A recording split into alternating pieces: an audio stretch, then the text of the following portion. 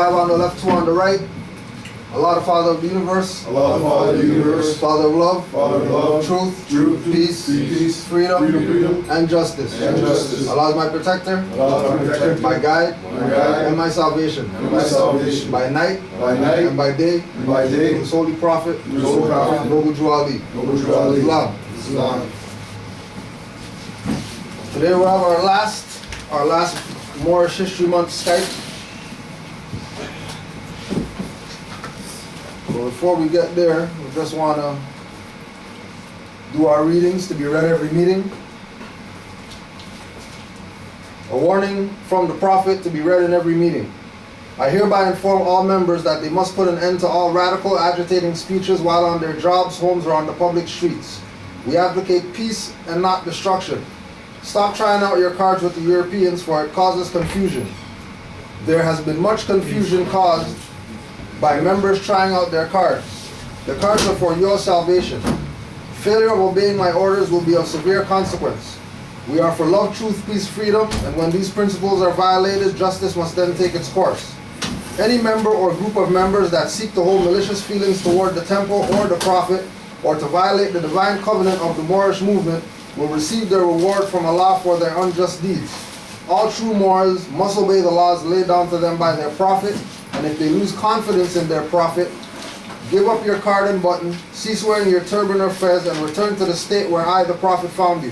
For this is a holy and divine movement founded by the Prophet Noble Drew Ali. And if the Prophet is not right, the temple is not right. The Prophet is sending out a divine plea to all true Moorish Americans that they may do their part in protecting their temple, protecting their Prophet and the temple. This is an everlasting movement founded by the Prophet through the will of Allah to redeem his people from their sinful ways. To the members of the Moorish Science Temple of America, Islam, these are the instructions from your holy Prophet Noble Drew Ali.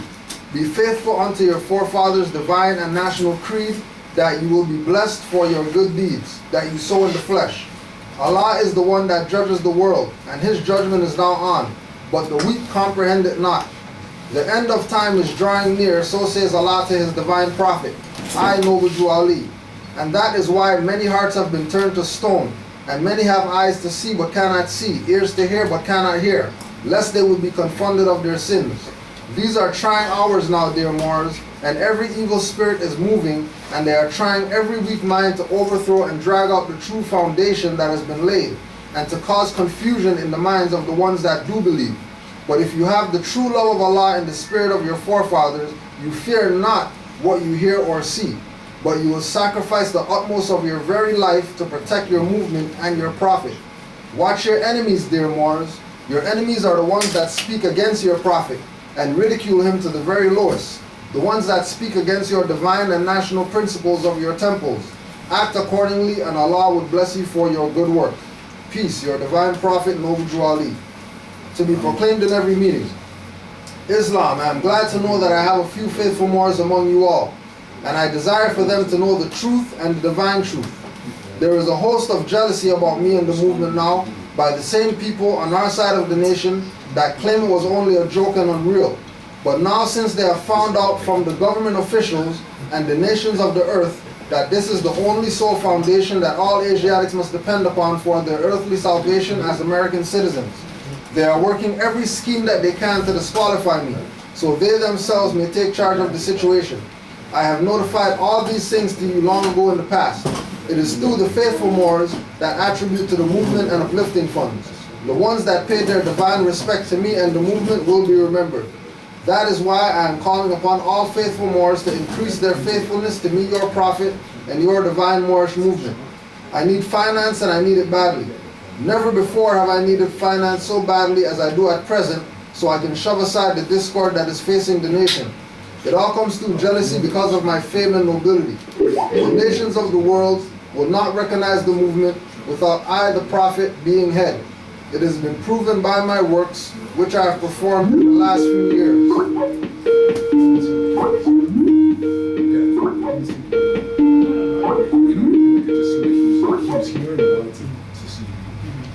Yeah, more. Ready. Yeah, it's all good. Yeah, so today we have our last Skype for our Moorish History Month lectures, Skype classes that we've been doing for the past about 3 years in order to correct so-called black history. And counter.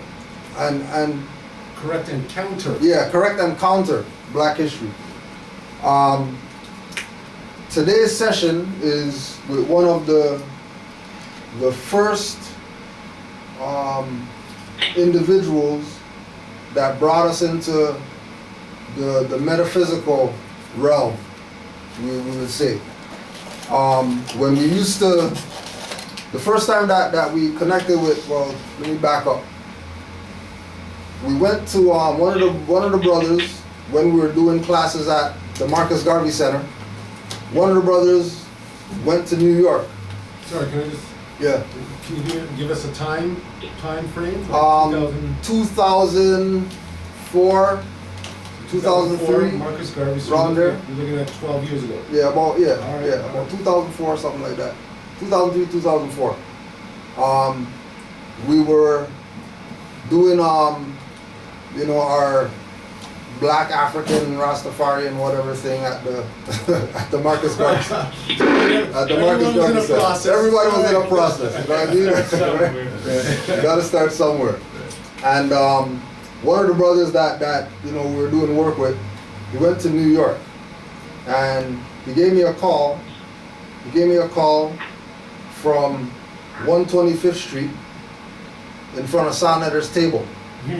Wow. He said, "Yo, right now I'm with the man right now," because we were looking at starting to get on the lecture circuit, bringing people here, because we realized that when people start bringing Dr. Ben here 50 times, and all these so-called older scholars, and we were coming up, we're the new breed or whatever. We're like,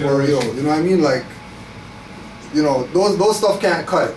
You know what I mean? Like, we need to get some new information or whatever. So the brother said, "Yo, I'm with Sonetter right now. You know what I mean? He's gonna give me a deal. How much you got on it for us to get some DVDs or whatever?" So I was like, "Okay, I'll put 500 on it." He put 500. Gave Sonetter a G for DVDs. Man came back with, like truckload of DVDs. So told the story before us, going through the DVDs. Going through everything, going through everything. This is when we were doing our, Rome, re-education of African minds. Mm-hmm.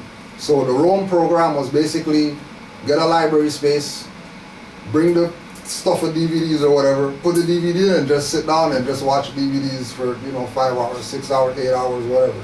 However long space that we could use it, we just, and that's how we were able to get through all the DVDs or whatever. So, went through the DVDs, got all the black stuff, the John Henrik Clarks and the Walter Williams and the, Dr. Scobie and, name them, everybody.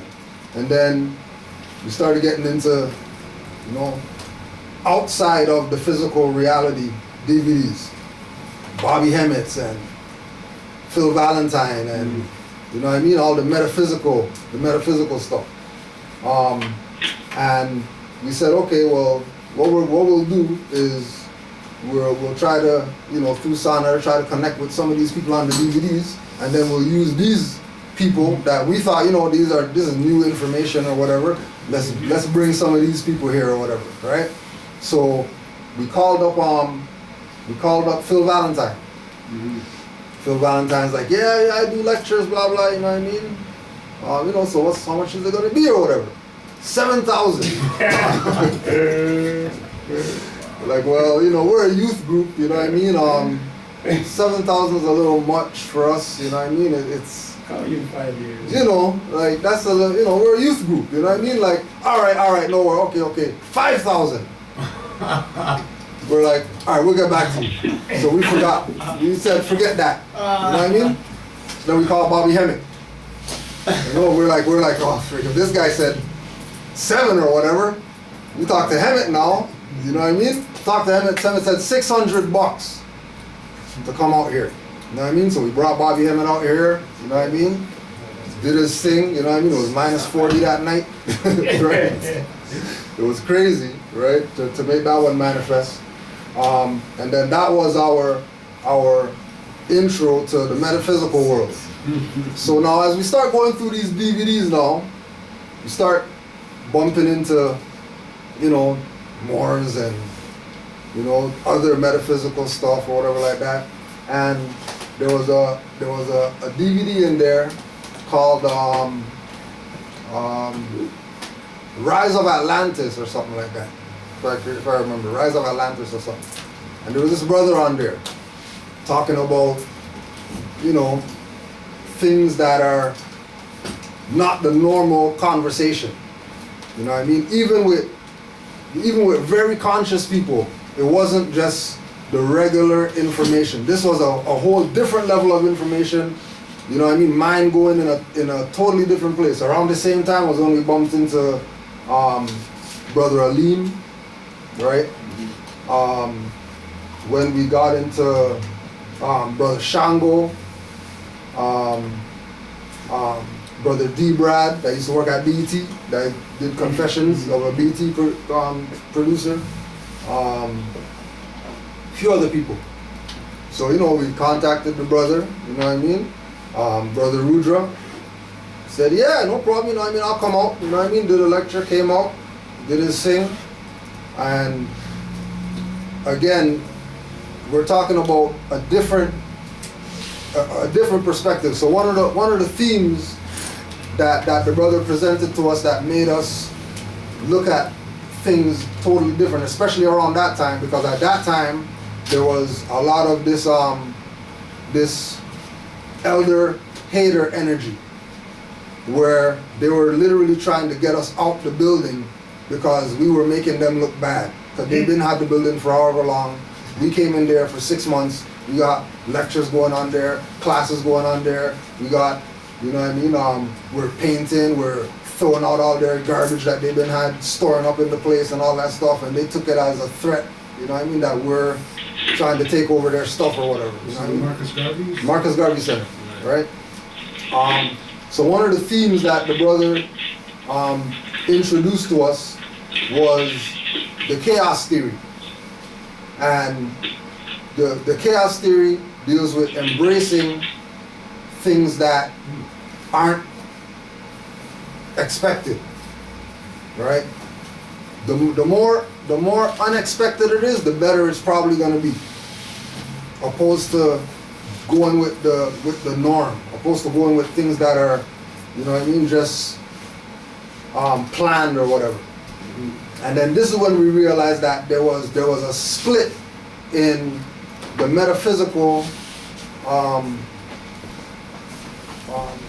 jurisdiction.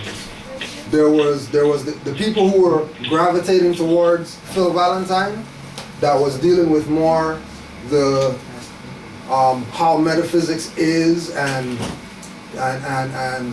where it's supposed to go and where it's supposed to take you. And then there was people who were dealing with the Bobby Hemmett side, that was, you know, it's okay to drink liquor and, you know what I mean? You know, calling out all the ancestors, recognizing that Satan is your friend, and, you know what I mean? Skulls and bones isn't negative, and all these things that, you know what I mean, are perceived as, you know, witchcraft, devil worship, whatever like that. That's the Hemmett side, you're saying? Yeah, this is the Hemmett side, right? So we're like, okay, we're gonna deal with that side, because that's what it's really about. You know? It's really about not being the norm. You know what I mean? So about 3 or 4 years ago, saw the name on Facebook, Rudra, with the L on it. It's like, what? You mean? No way, no, it can't be. They send a little message or whatever. Message back, yeah, yo, it's me, you know what I mean? I'm on the science. I'm on the science. You know what I mean? And again, these are same individuals that embraced the occult sciences, embraced witchcraft, embraced Santeria and Shango and Obatala and Orishas and Olokun and all these things that, you know, people are throwing away to have their Allah and have their God and Jesus or whatever like that. And then come to find out that he's on the science, he's a Moor now, you know what I mean? So it was only right that we say, well, you know, what's, you know, I mean, okay, you're a Moor now, but what happened to all the occult stuff? Oh, well, it's really all our sciences or whatever. It's not something that we're going to throw away because we're Moors now. We're actually going to embrace occult a lot more now that we're Moors and we have this information about, you know, the occult realm. So it was only right that, you know, after we, you already know how it goes with some of these temples. Everybody's religious and all that stuff, and they would never give Brother Rudra a platform because his expertise is occult sciences. And as soon as you start talking occult sciences to some of these people, they got Moors right now telling you that the Great Seal Pyramid is Illuminati and stuff like that. Leave that stuff alone. Right? The Moors who are, you know, proclaimed Moors, who are heads of temples, who are they've been in Moor science since then, whatever like that. You show them the Great Seal, they're running because that's some devil worship, Illuminati, whatever like that, right? So we said that we're going to give the brother a platform to reintroduce all the occult stuff that we used to dibble and dabble in when we had the black, Negro, whatever mentality, African and all that stuff. And now with the Fez on, it's going to be a whole different perspective. So we're going to give it up for our good brother, Rudra L.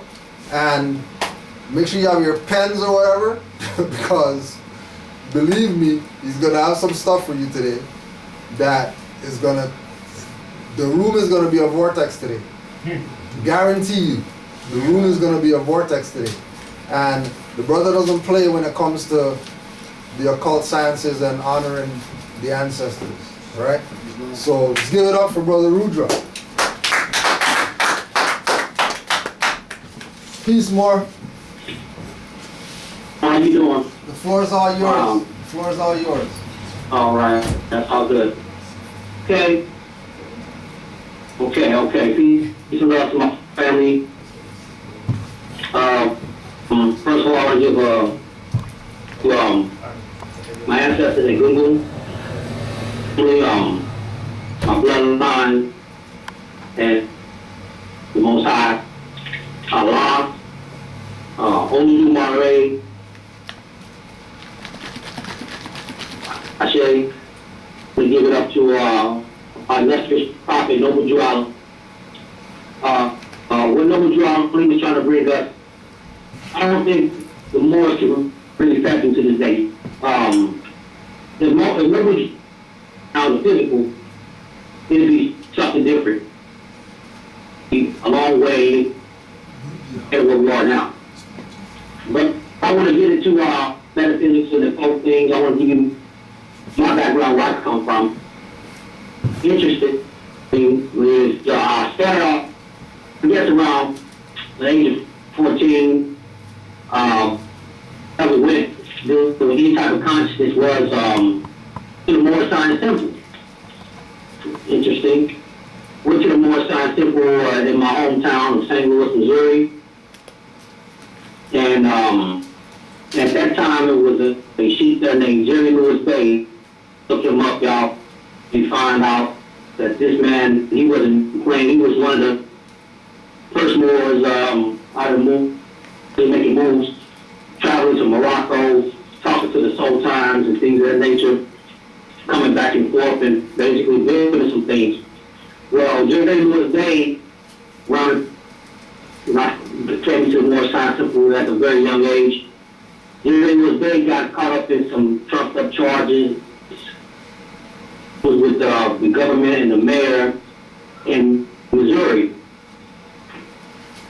That put Jerry Lewis Bay away.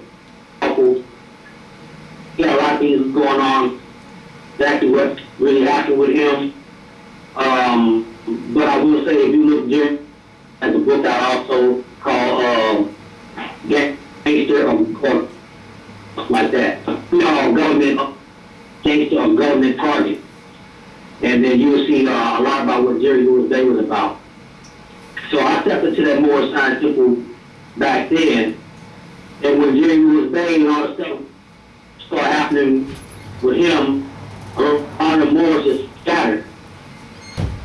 When I went back to the temple to visit, eager to learn, it was basically shut down. Me being home as a youth, wanting to connect to my people, of course there was other around that I basically fell in line with, get that connection. So I started building with Brothers in the Nation, Nation of Islam, 5%ers. Later on moved into metaphysics, just started dealing with so from there I embraced upon sanctuary for the Europe culture, studying soft side, metaphysics, chaos magic, types of things, dealing with the real powers, the origin of what Satan is, the origin of what, when we say that word, what it really means, and and how does it relate to what we call the human being. You know, those were really on top of this, in the key 101, and you look in the search, then Prophet Noble John Lee is dropping it right there in the first chapter. You understand who you are.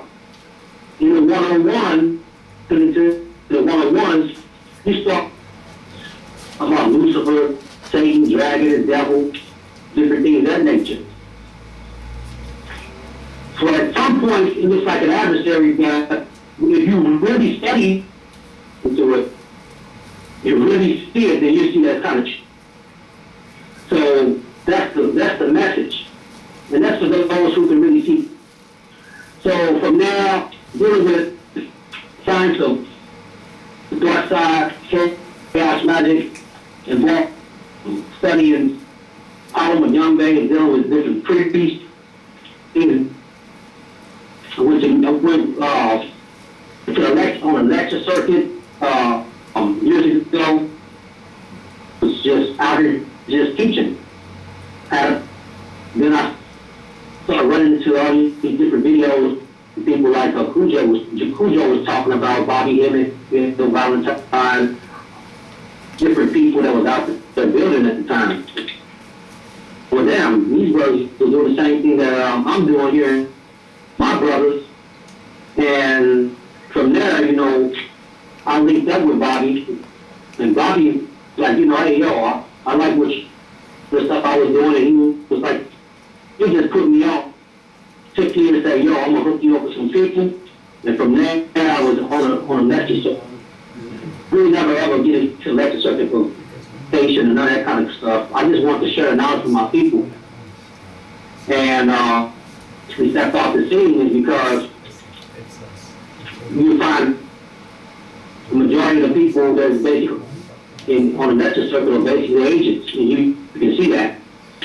So, as I saw the games that everybody was playing, and the game of the people today, you know, that's my start.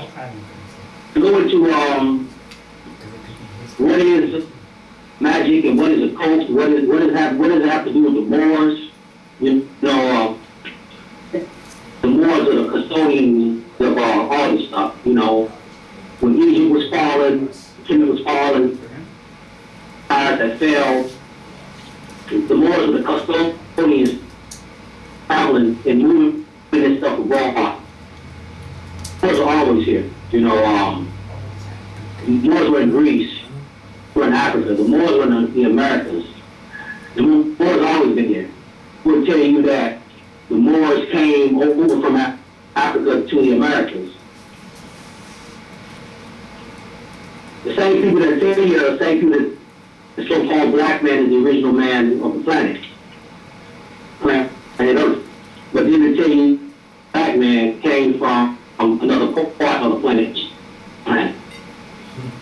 We were always indigenous on all, okay, in everything, in every aspect of what you call magic and the occult. All of this was basically brought in through the Moors. In some of the stories they tell you here on slave ships and things of that nature, and then later on embarking upon Santeria, of this, that, and the third, and that was already here. The cosmic scheme of all things dealing with magic has always been in every place on the planet. Never lost. It was never lost. Because when people tell you that, that is a blatant, outright lie. Okay? So let's deal with the science of the Moors, occultism. What occult is, basically the hidden sciences, the science of Allen, the secrets, you know, that is held by the wolves or the priests or the priestesses, different things of that nature. And how does it relate to the Moors? How does it relate to even what Prophet Noah do all in? The question is, will this man ever not? That's the question. And if we understand that, and we understand what the answer is to that, then you understand all this is. Then you understand what chaos is. If you really, I go into what the thing about some of the things that we brought to the table. The tarot cards. Some of the tarot. Or the Torah in the Bible is the science of divination dealing with man, stars, because every tarot card makes a certain planet, a certain scheme of energy, things of that nature. Can you hear me okay, Cujo? Yeah, we're getting a little breakage. I was gonna say if you can Let me try it. see if you can shut the camera off. Let's hear how the audio, if the audio alone sounds better. Okay, you let me know. Yeah. Maybe Cujo, we were thinking a callback too, maybe. Oh, man. Or also before you do that, how about we'll try calling back first to see if we get, cause maybe it's the line. Yeah, we'll call back first and then. You call me right back then. All right. Okay. Okay, is it whose laptop is that again? It's mine. I'm ready. Yours, right? So you said it was the video card? There's one gig of RAM for dedicated to the Okay. Peace. Connection. Not fast Yeah, enough. better. Maybe down. That's what I'm switching on. Cam's on still. Okay. Hold on. For this? Oh, you mean? Oh, it's very fast. It's very Is it fast. cable or is it It's cable. It's Rogers, yeah. Yeah, all right. Camera's off now. 45 gigs? Okay. Yeah, Okay. it's very fast. It's like the upgrade and the fast. All right, go ahead. Let's see how this runs. Alright. Anyway, let's deal with the science of some of the cosmic drama that is dealing with the creation in the system. You deal with the deity, the most high deity. One is called Oluwamare. And Oluwamare is that particular force of energy then is linked into what they call chaos, or a sign of or Rudra being that particular energy of darkness. And now, when we deal with that, it basically, the story of the E5 and the universe tell the same story as the prophet of them better on in the Circle 7 crew. And what he was talking about was how man, how man fell. And that story basically falls from his higher self into his lower self, or gets realm. Where at one particular time man had all of his functions beyond the five senses. Where man had his functions of phenomena, where man had his function of knowing things without studying things, but man was connected to all things in the universe. When I say man, I'm talking about man and woman. So, the science of the Moors, and what that means, you go back to what the prophet said. You go to the first chapter of the Quran, Circle 7. And what you see is the power of man and the lack thereof. You also see the same story in the Bible, when basically Satan, they call him Satan, or Lucifer, who was in heaven, that fell. When he fell, he basically restricted the physical realm. The same story goes with what the Greeks or the Etruscan, the Moors, for bringing the mythology of Prometheus and Zeus. Now, Prometheus became a servant of Zeus, although Prometheus was of the original deities or the original chaos beings or energy that existed in the realm universe before it fell into a physical body. And these stories are basically talking about the stories of the gods, the stories of the Titans. All these stories are talking about and how we fell from our grace and our power into this physical. So when people talk about karma, time, all this has time, karma. If we deal with Cross, then we deal with Saturn, the planet Saturn, the seventh planet, Saturn, the planet of retribution. What does that have to do with us? Well, it has a lot to do with us, because the planet of retribution deals with stuff that has to be paid back, a debt. That's the planet of retribution. What goes around comes around. The things that take place even in the spiritual realm, in your mind. So as man was falling, because we just start getting caught up and attached to more energies, and is now what we call Satan, or Saturn. It is retribution. In the ancient myths of the ancient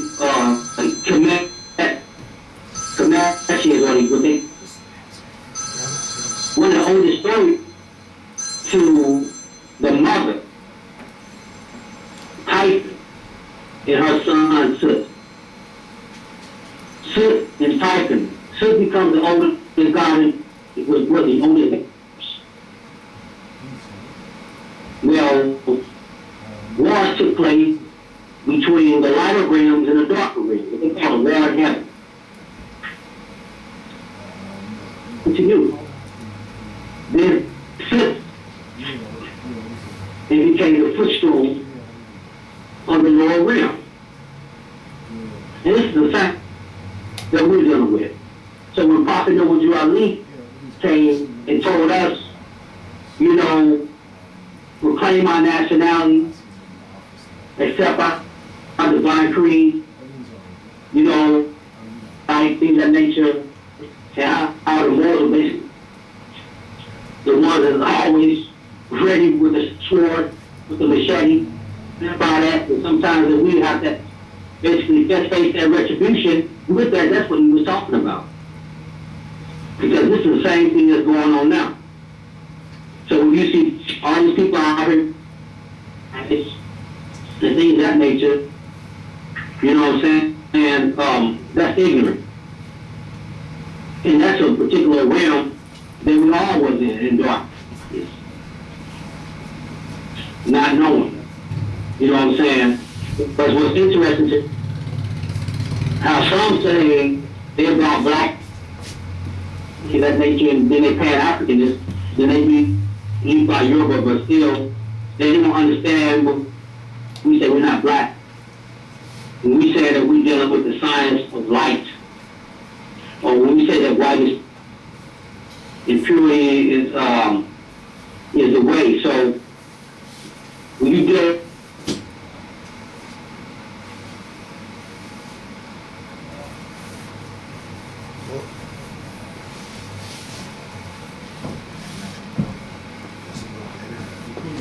Might be on his end.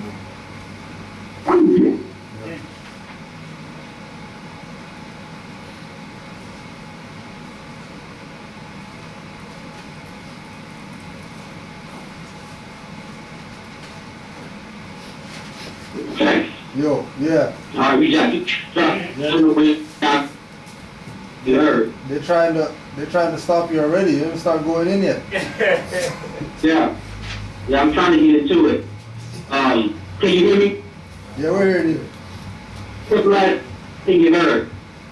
The last thing was white being the way, and then it started. Okay. Well, you know what I'm talking about when we talk about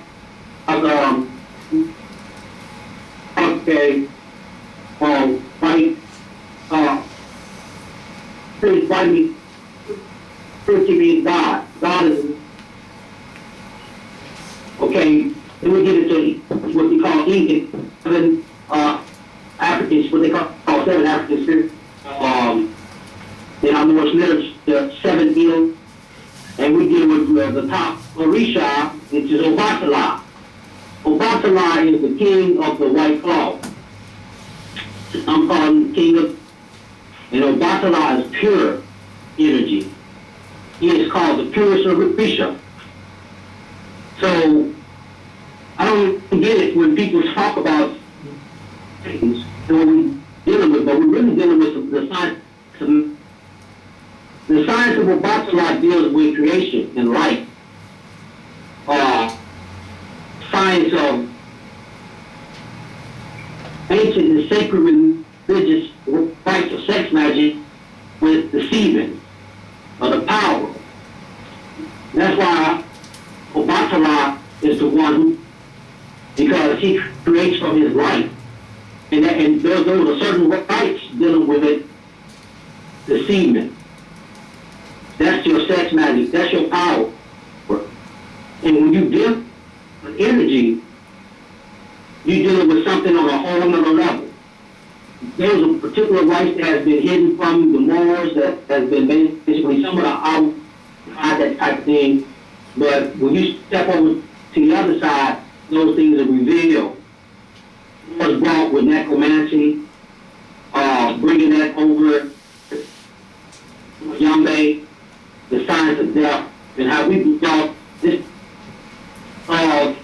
taking a dead, who was buried in the grave, and resurrect that man. And basically use that energy to manipulate things around us. Okay? So basically taking that, the dead, and basically able to tap into the science brain, which appears to be dead of that particular person, and being able to use that energy. And the stuff with the Moore's Law on deck. These are the forbidden and the healing that we brought. So when you see the raiders of Los Angeles, and you see the skulls, nature, we're talking about the Moors. The science of dealing with necromancy, the science of using that necromancy and basically building that science, building with that head to basically move things along. So how we use some of this to fight against Europeans colonizing us in the Americas, and we was using Apollo, BI, and all these different particular sciences that dealt with that. Okay? So these are the Moors have got, because we really deal with the occult. Colorado Moors, gematria, astrology, alchemy, the alcohol, that all came through the Moors, dealing with different herbs and things of that nature, being able to manipulate those particular herbs and drinks, not only to raise us up, but to also to appease spirits. Because all planets and plants are synonymous. Dealing with anyway what they call plants, they're all synonymous. So when we plant a seed in the ground, according to more science, we're based off of the position of the planet at that time. So plants and planets are synonymous. That whole science deals with a structure. So every particular food that you eat to this day, they do what they call a witch's almanac and things that's all coming from more science. It's all coming from more science, and this particular stuff has been used magically. So when we use particular, it's based off of a particular plant, because everything is connected. Even our flags, we're dealing with the science of the Moorish flag. That is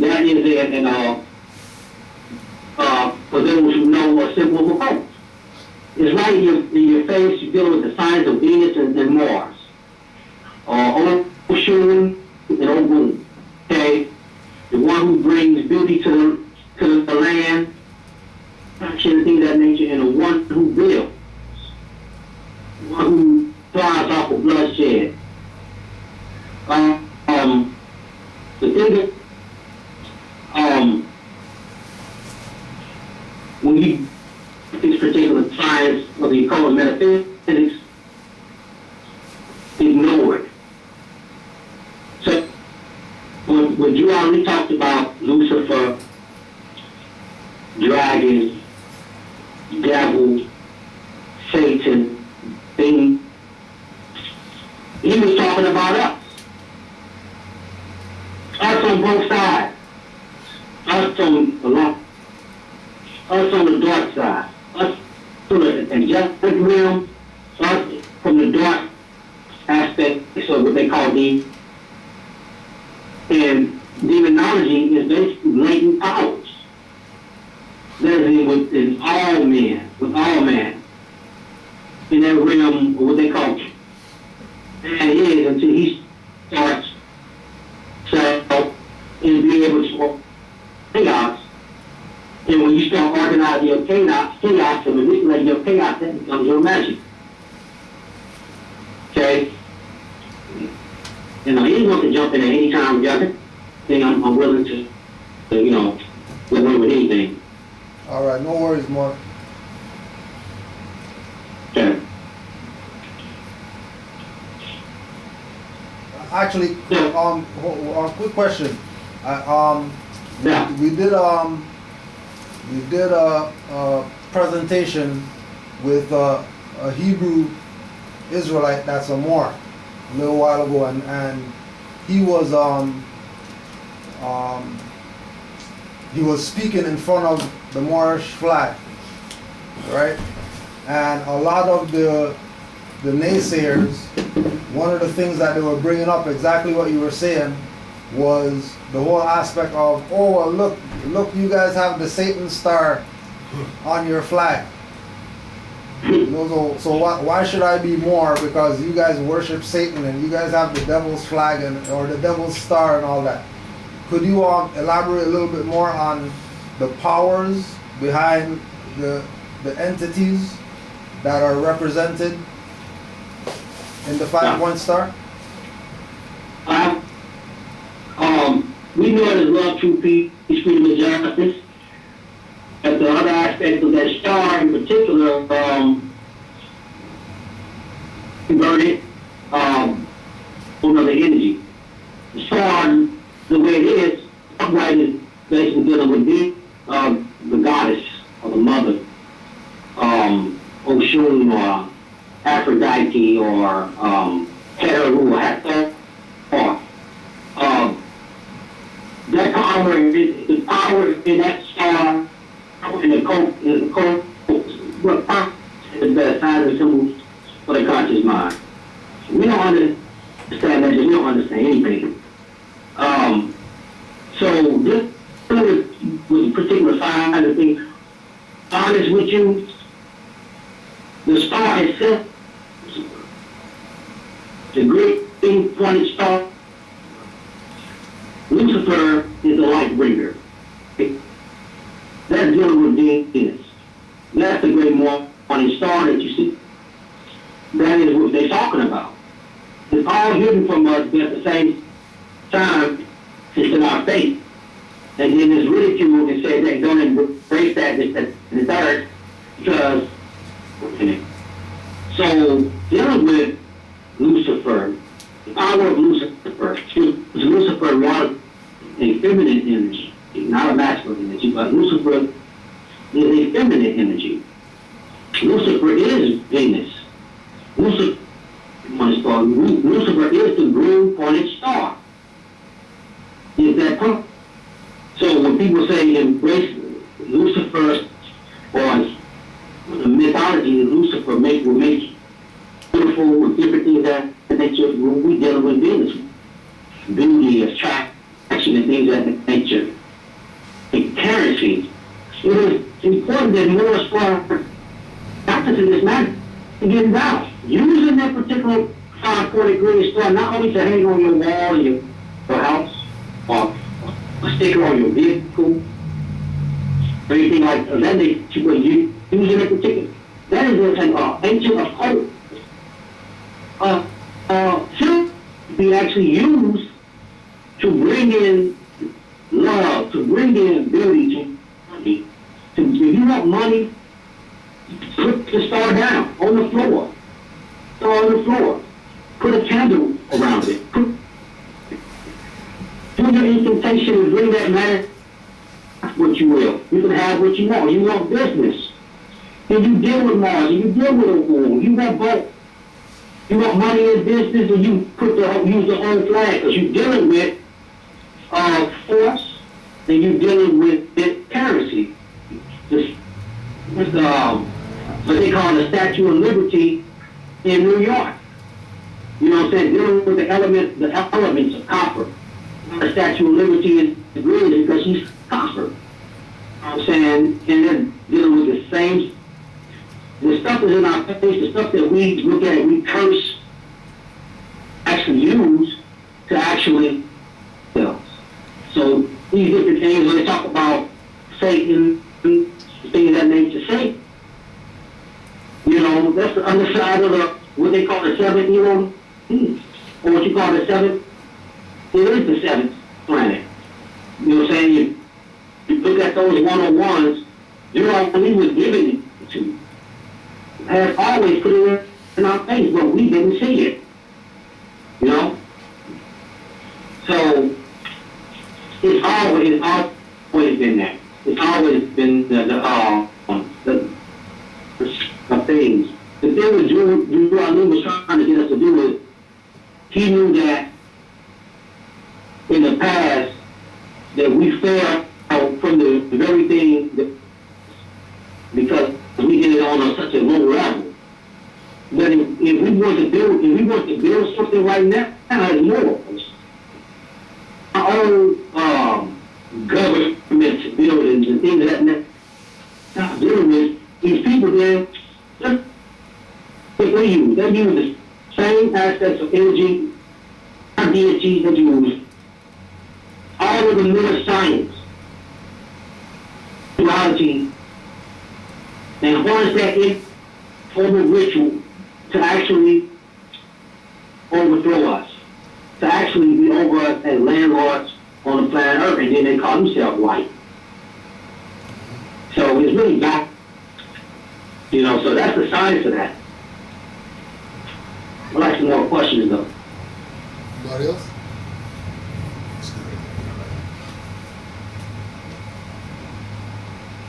Yeah. Yeah, there's no questions right now, but Okay.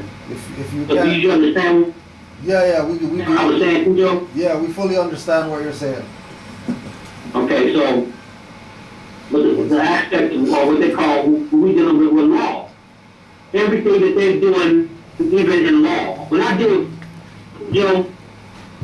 and I deal with court cases, I dealt with court cases, I go to, what read am I going to put on the judge? Because that's not getting themselves. You get documents and tickets, and that's a cold science. They're basically forcing it on us. And if we actually ask, we just give up. It's a spiritual war as well as dealing with on the physical. It's all a spiritual war because this is a cult science. So when you see the particular symbols and signs on the dollar bill, that they put the seal, the stamp they put on you, the documents for the city, then we should basically go right back and take that those same documents and get in front of our research or whatever that summons our energy to basically overthrow that. That's the science. So, the truth of the matter is something like the clear power of the dark. You know what I'm saying? Or what they call, in some cases, is LA, which is nature. Embracing nature, being outside, around trees, around what they call Malay. It's not like they're entities, but they're forces of nature. So, being out, embracing that is a form of sacrifice in itself and being able to bring that energy down. That is part of who you are. So, what is it more in reality? More as a navigator, yeah, more as an out of skin tone person. More goes so far, so much further than masks. About nationality and NATO and all different things of that nature. We're basically talking about the universal spectrum of things. That's basically what we're talking about. We're talking about who we from the beginning, not just from a landmass, not just from just a treaty. The treaty is basically representation of those particular laws that was lined up in the universe at that particular time. Most. You know what I'm saying? It tells the story. So dealing with all these particular sciences of which is one of the key things that is being even in language and law. In the things that they put in front of us, geometry is basically the science of words, numbers, and using those particular words, the sound, vibration, numerology to actually get you into contracts. That's a science. Court dates on certain days. Code science. They're basically lining all these particular things up on a level. Yeah, there was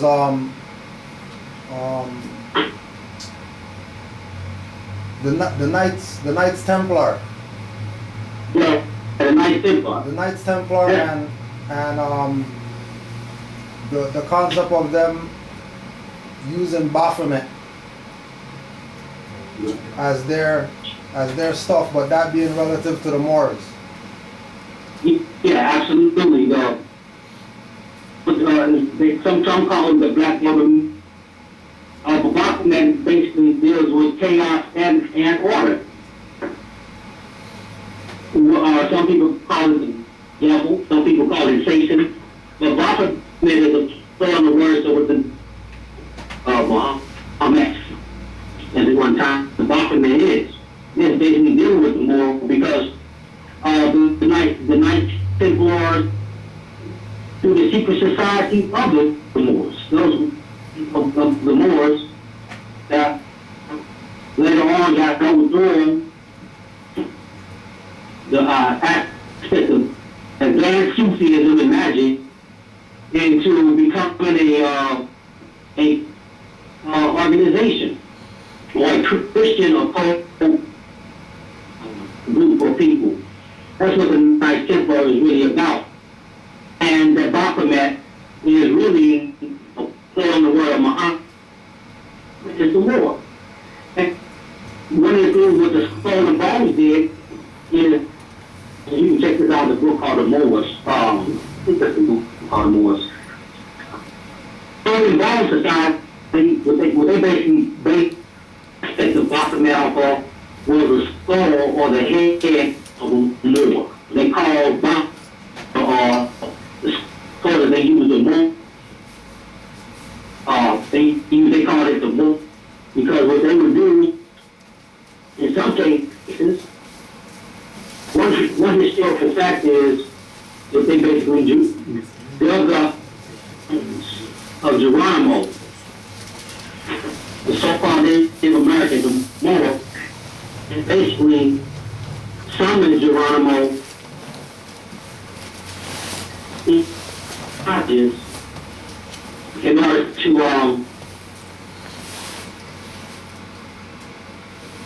rule over the Moors. So, but the Baphomet is the, and to this day, these people are still using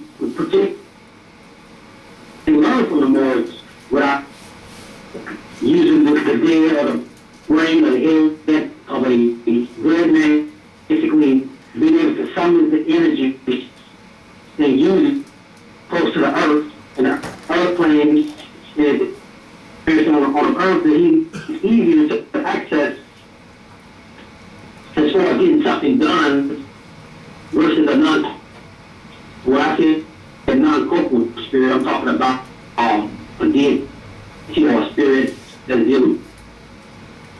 never been on the earth or never been in the earth flesh, or basically or entity that basically lives in the realm of the man but is not the man himself or that nature.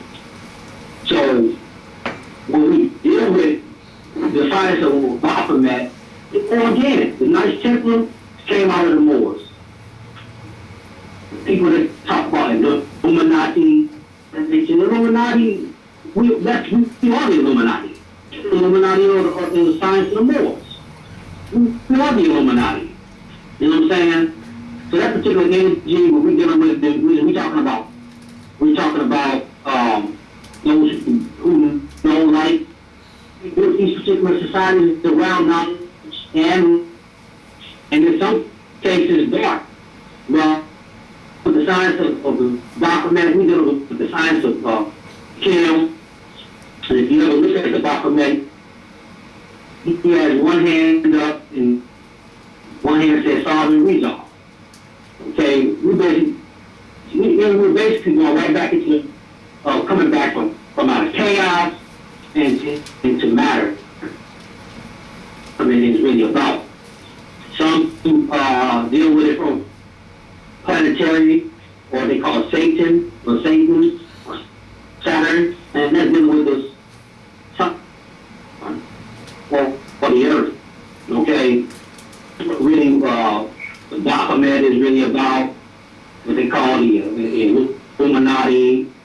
Satan, different things of that nature.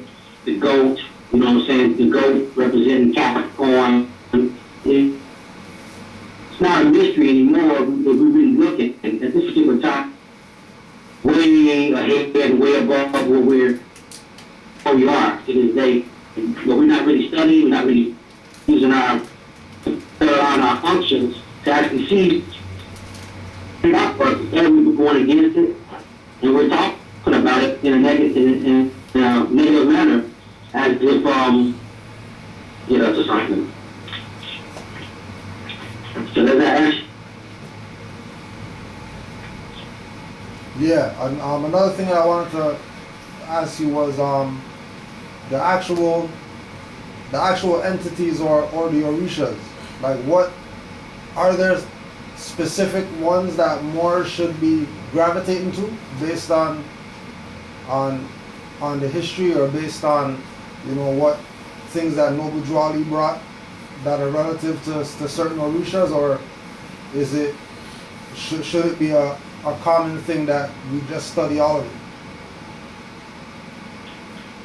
Yeah, I believe that we should study it all, and basically understand what the Orishas, you know, Orisha means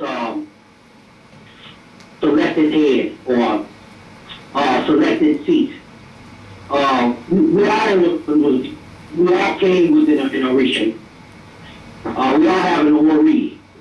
We all have a head, or Ori Enni, or inner head, we call Ori Enni, which is our inner head. That particular was called the soul. Okay? Ori Enni is within the inner head of our soul, within the things of that nature. So when we deal with Ori Enni, particular head of the soul, that is the original, or before we came to the earth, or while we was in our mother's womb, anything. But then the animation or the energy, the personality of the earth, based off of planets, based off of things of that nature, and basically karma retribution, even from past lives. So the Pataki, what we call Orishas, these Patakis are the stories are based off of through our lives. And we start studying what we understand these particular Pataki stories, and we can relate it to our lives, and we'll be able to see what Orisha governs our head at times without even going to or our role. Because the stories will tell you based off of the things that we did through our Orisha is. So that Orisha is the one that we should more than anything. But I would say all Orisha. At this and this year, based off of this year, I would say I would tell all Moors to embrace Ogun, embrace social, Vatala. Embrace all Orisha, but those particular Orishas this year, Ogun is the Orisha this year. So if you're trying to obtain, trying to move something out of your way, if something is in your way, Ogun will come with the force. If you're trying to start a business, Ogun will come with the business plan. If you want money, Oshun will provide that. But using Obatala, our head in purity, you can make sure that everything is upright and in good character. So I would suggest all Moors, if you're dealing with so dealing with money, you may be dealing with love, dealing with war, and justice too, at the same time. Power, movement, will, a low will, a short will, or we want to get some things, and then that's to basically petition Shango for that, to get things moving on that level. If we're dealing with the marketplace, and we have things that to turn around, and we need to be embraced on Yah in that fashion. If we want to, it also cleansing our heads. One of the Babylon in Atlanta was doing a head cleansing ceremony for the Moors, who was basically getting their nationality before you even put the fez on their head. So it's important before you put that fez on our head, that our head, so doing coconut, our head with coconut water, coconut soap, things of that nature. If you know, put that fez on our head, because the doctor brought that fez is basically faithful to death. And to be faithful, we have to be clean and pure. The prophet wants to bring a clean and pure nation. So one of the Babylon was a good friend of mine, my brother. He was basically going inside. One thing about one of the Moors, he's one, hey, we're gonna do a fast ceremony, so we need some hair springs. You know what I'm saying? Doing this particular ceremony. So he came in, did the hair spring. Then when he did the nationality and everything, they crowned him, it was a great ceremony, you know? It was beautiful. Bringing that particular science of magic and occult, or that those hidden secret to the Moors, instead of our more scientific. Well, nowadays, a lot of basically dogmatic. They came under just like churches and things of that nature. And what I give it up to you, Rudra, man, that's to your ever. You know, just like, you know, putting everything out there and basically bridging a gap between just law, metaphysics, and spirituality, and topic something, you know, because it has to happen. So I hope I answered the question. Did you have something else about that? Yeah, that was proper. When you were talking about the ceremony, what like it appears that the ancestral powers are sort of expecting us to acknowledge them. What type of things should Moors be doing to, if it's not just only to invoke, but to give honors to the forces, the Orishas, and any other deities that, you know, need the acknowledgement? Like we know that, you know, like a custom we have, like in the temple we hang things, you know, we light incense, you know, certain things like that. But what about in Moors' own space? What type of stuff could they do on their time to honor the ancestors or invoke them?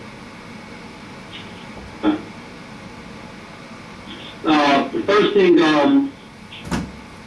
is first of all set up an Egungun altar is basically dealing with the bones, marrow, things of that nature of your ancestors, which is all in what they call the DNA. Setting up an Egungun altar, basically putting pictures of certain ancestors with your bloodline. Those ancestors will link you to those who have been forgotten about even thousands and thousands of years ago. Okay?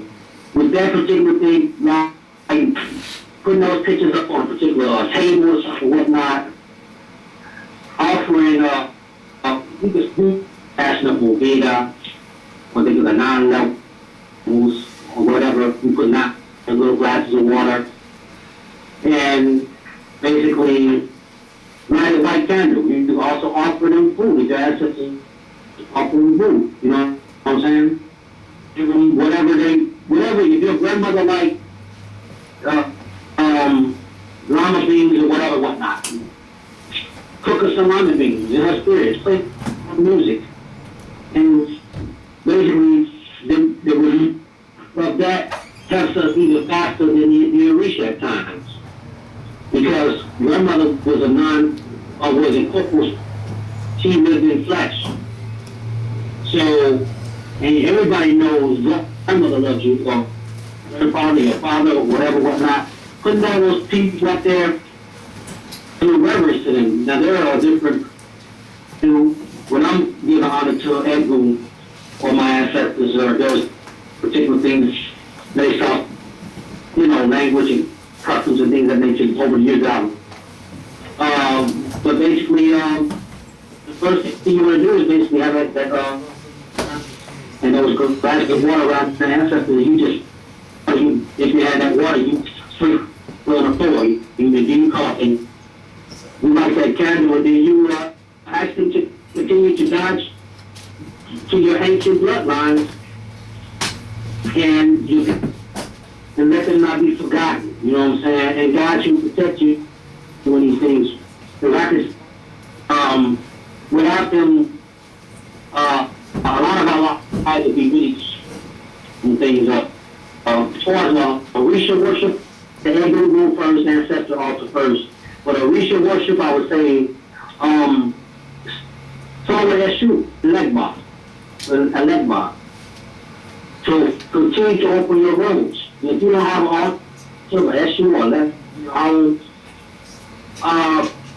and some of us probably have one, then go to the crossroads. Where there's a crossroads that go and make sacrifice offerings. You can get Eshu or Legba, fruit candy, cigars, or so you go out, these are things that like you look into in a business or whatever the case is. Eshu is the ultimate closer of roads. If you have it in the middle of a situation to do, then you want to go to Eshu because now you're at a crossroads. If you want to know which road you want to go down first, then just you want to go to Eshu. You want to go to Eshu a Legba. And you go to the four corner, you can go do this Eshu. You go down to a four-corner road, and you just walk down there, then you get your petition. You can drop some candy, drop some pennies. So pennies and 3 is always good for him. You drop some pennies, you drop some candy, give a little rum if you have an altar. Or an Eshu at your home, and you spray rum on that. But you always sprinkle him in water first. Because you want Eshu's head to be cool, because Eshu could be a hot head at times. You want his head to be cool, he will good for you. You know what I'm saying? And sprinkle a little, give a little rum, give a little candy, give a little offering, and give reverence and build a relationship with you. A relationship. So even when we talk about, basically talking about what you again brought back to us, really, what's us in this same thing. So we talk about that particular Elohim or that Orisha, the crossroads, we want our roads open for big, roads open for whatever. Then you go to Ash first.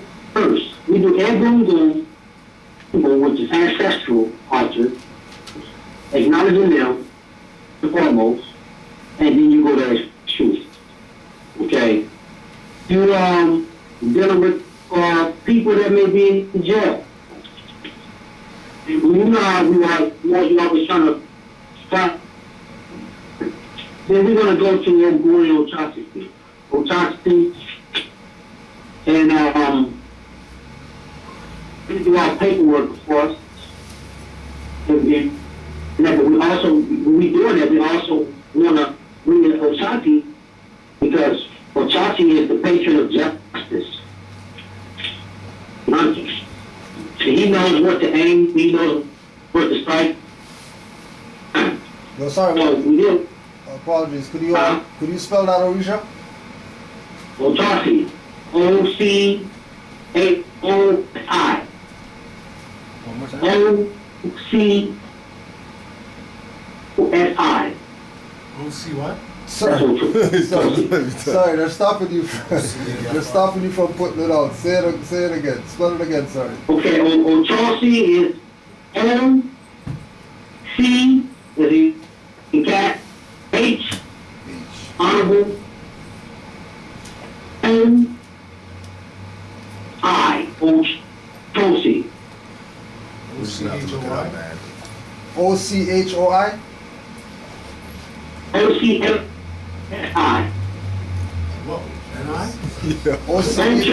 Like Ocho, like the number 8, Ocho. Yeah. S-I? That's I. Okay. Yeah. Ochosi. Alright. We got you. Yeah. We got you. Alright. Yeah, so, and then, and of course, when we're dealing with, in our more station, we do, and we give honor and most important Orisha, Yemanja. She is the mother of all things, She is the mother. Yemanja basically is over childbirth. Is a great protector, you know what I'm saying? She is people call her in the Voodoo tradition, they call her Mami. Yemanja, she should always, as a mother, so we give big reverence to Yemanja. Yemanja and Una basically make up too. We're gonna Una is a deep water, huh? We're gonna try the ritual again. Spell the Yemaya one. Okay. So we can start different ways. We can Yemanja, Y-E-M-A-N-J-A,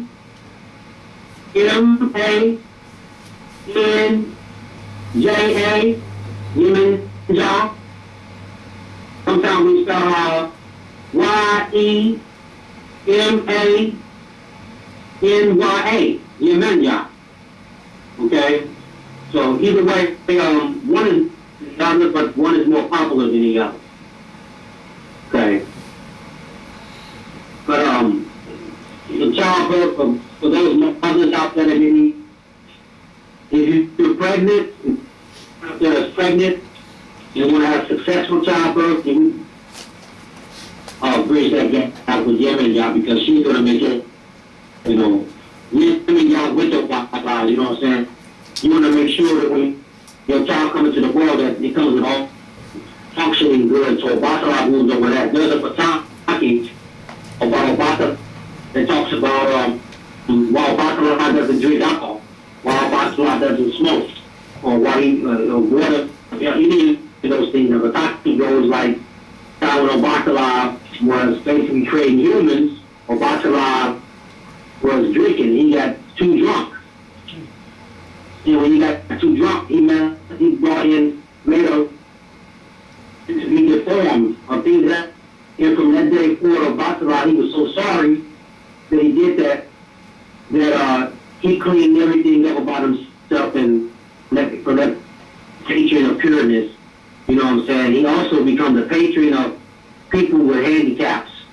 So when you deal with people that have maybe handicap issues or maybe some type of mental issue that deal with the head, Obatala resides over that.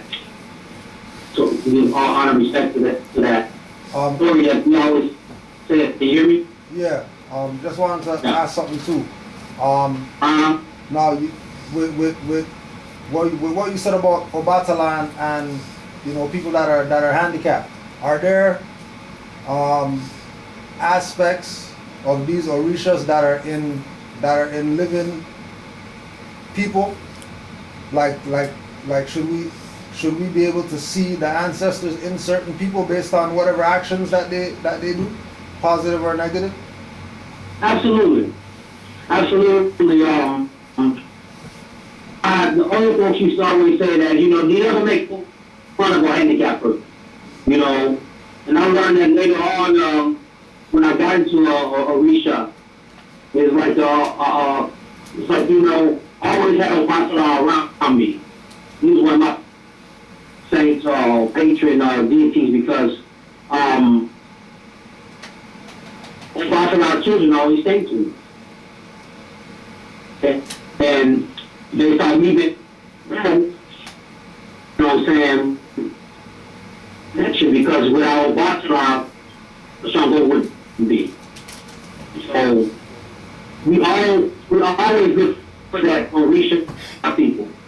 You want to see like, I see you, Cujo, I see your big brother, but he has a warrior pack. He don't take no shit. He don't tell him like it is. He ain't gonna lay down. Nobody. So I see a Ogun, I see a Shango. I see a big strong presence of Ogun. I see a strong presence of the deepness of Ogun. And you have the leadership. You know what I'm saying? Islam. I hear half of what you're saying. It's interesting that you brought up Like Owumila. yes, it's interesting you brought up Olokun as well, because when we around the same time, there was a sister that used to go into trance, and she used to go into trance as Olokun, and she used to always say that, you know, I'm a son of Olokun, and you know I should make sure I keep Olokun close by. Oh yeah. Oh yeah. The cool one is that dark side, Cujo. I'm telling you, man. Talk about the Necronomicon deity and the deep Buddha spirits. Particular deep Buddha spirits, and those are the ones that are in the deep of the ocean. In the deep ocean. Olokun is not even, when you get an initiation, you can never get, you will never get a reach ahead. You never can do that because Olokun is just a little. Okay, so most people alters to Yemenja, Mother Yemenja, have a Olokun right next to her because the Olokun is the deep.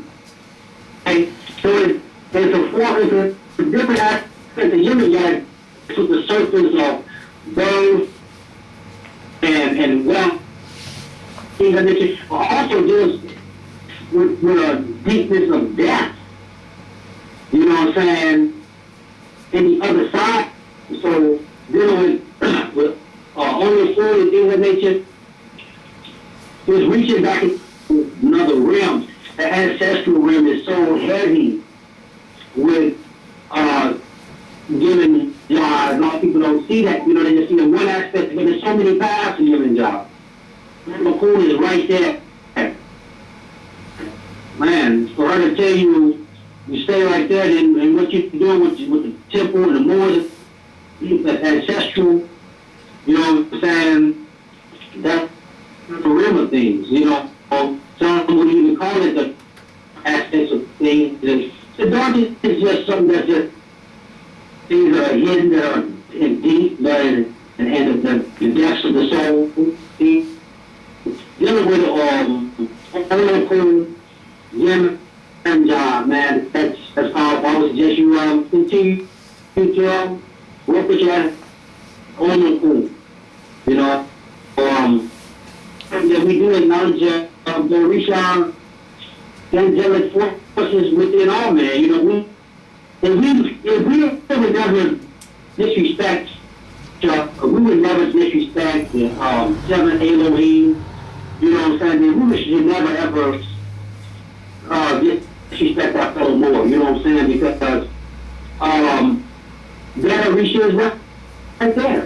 Every person has a particular selected head that rises. You know what I'm saying? You are it does, but one in particular is that one who resides is the dominant force of us. And that is who our persona and our personality is. So, excuse me, if we respect the Orisha, respect the good, we always got to give our fellow more respect in that essence, because if I see Cujo, I say Cujo, honor to you, respect to you. Bob, whatever. You know, Risha is. Excuse me. So, in essence of that, we'll learn to deal with things better. We try to play each other, get over on each other, or disrespect this brother or that sister over there, and out for that. So yes, we start studying the Risha more, we're going to start seeing whoever.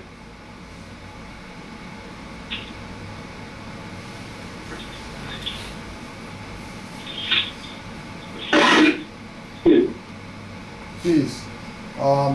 What about, because we know, so there's honoring the ancestors because they did good, or they assist in our prosperity. Now what about the other side of that? Like, are there negative orishas that we wouldn't want around? No. Let me tell you why. Because every aspect is not like this. You can use pepper to rid your body of parasites. You can use too much pepper and mess up your digestive tract and cause ulcers. And it's not a issue that you don't want to deal with. You know, it's a issue that you don't know how you handle. You know, one of the issues that you really want to be careful with and handle is honest, but not from the YA. So he's the Orisha or the patron of health. Sorry, say that again, because you broke up. The Orisha is Baba Nuaye. How do you spell it? Baba Nuaye. You know you're gonna have to spell that. Baba B-A-B-A-L-U-A-Y-A.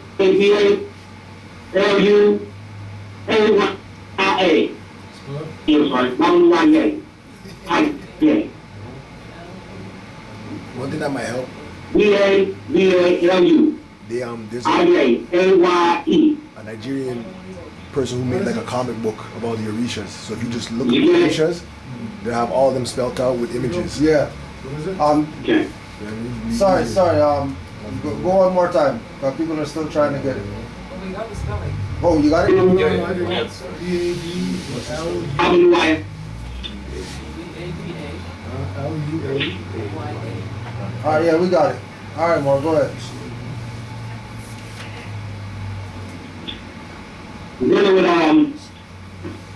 Baba Nuaye, be very careful because Baba Nuaye here, Baba can hear you very much. You know? But there's a certain way to handle him. You know? Or it's like if he's a particular mission that is over healing and disease. You know, some people have used Baba Nuaye to curse others, you know, with disease. A patient that's over smallpox, over AIDS and other forms of diseases that live in the body and take over. But he also was, so for those who may have particular nature, it is good to you go to a lot of for him, like toasted corn,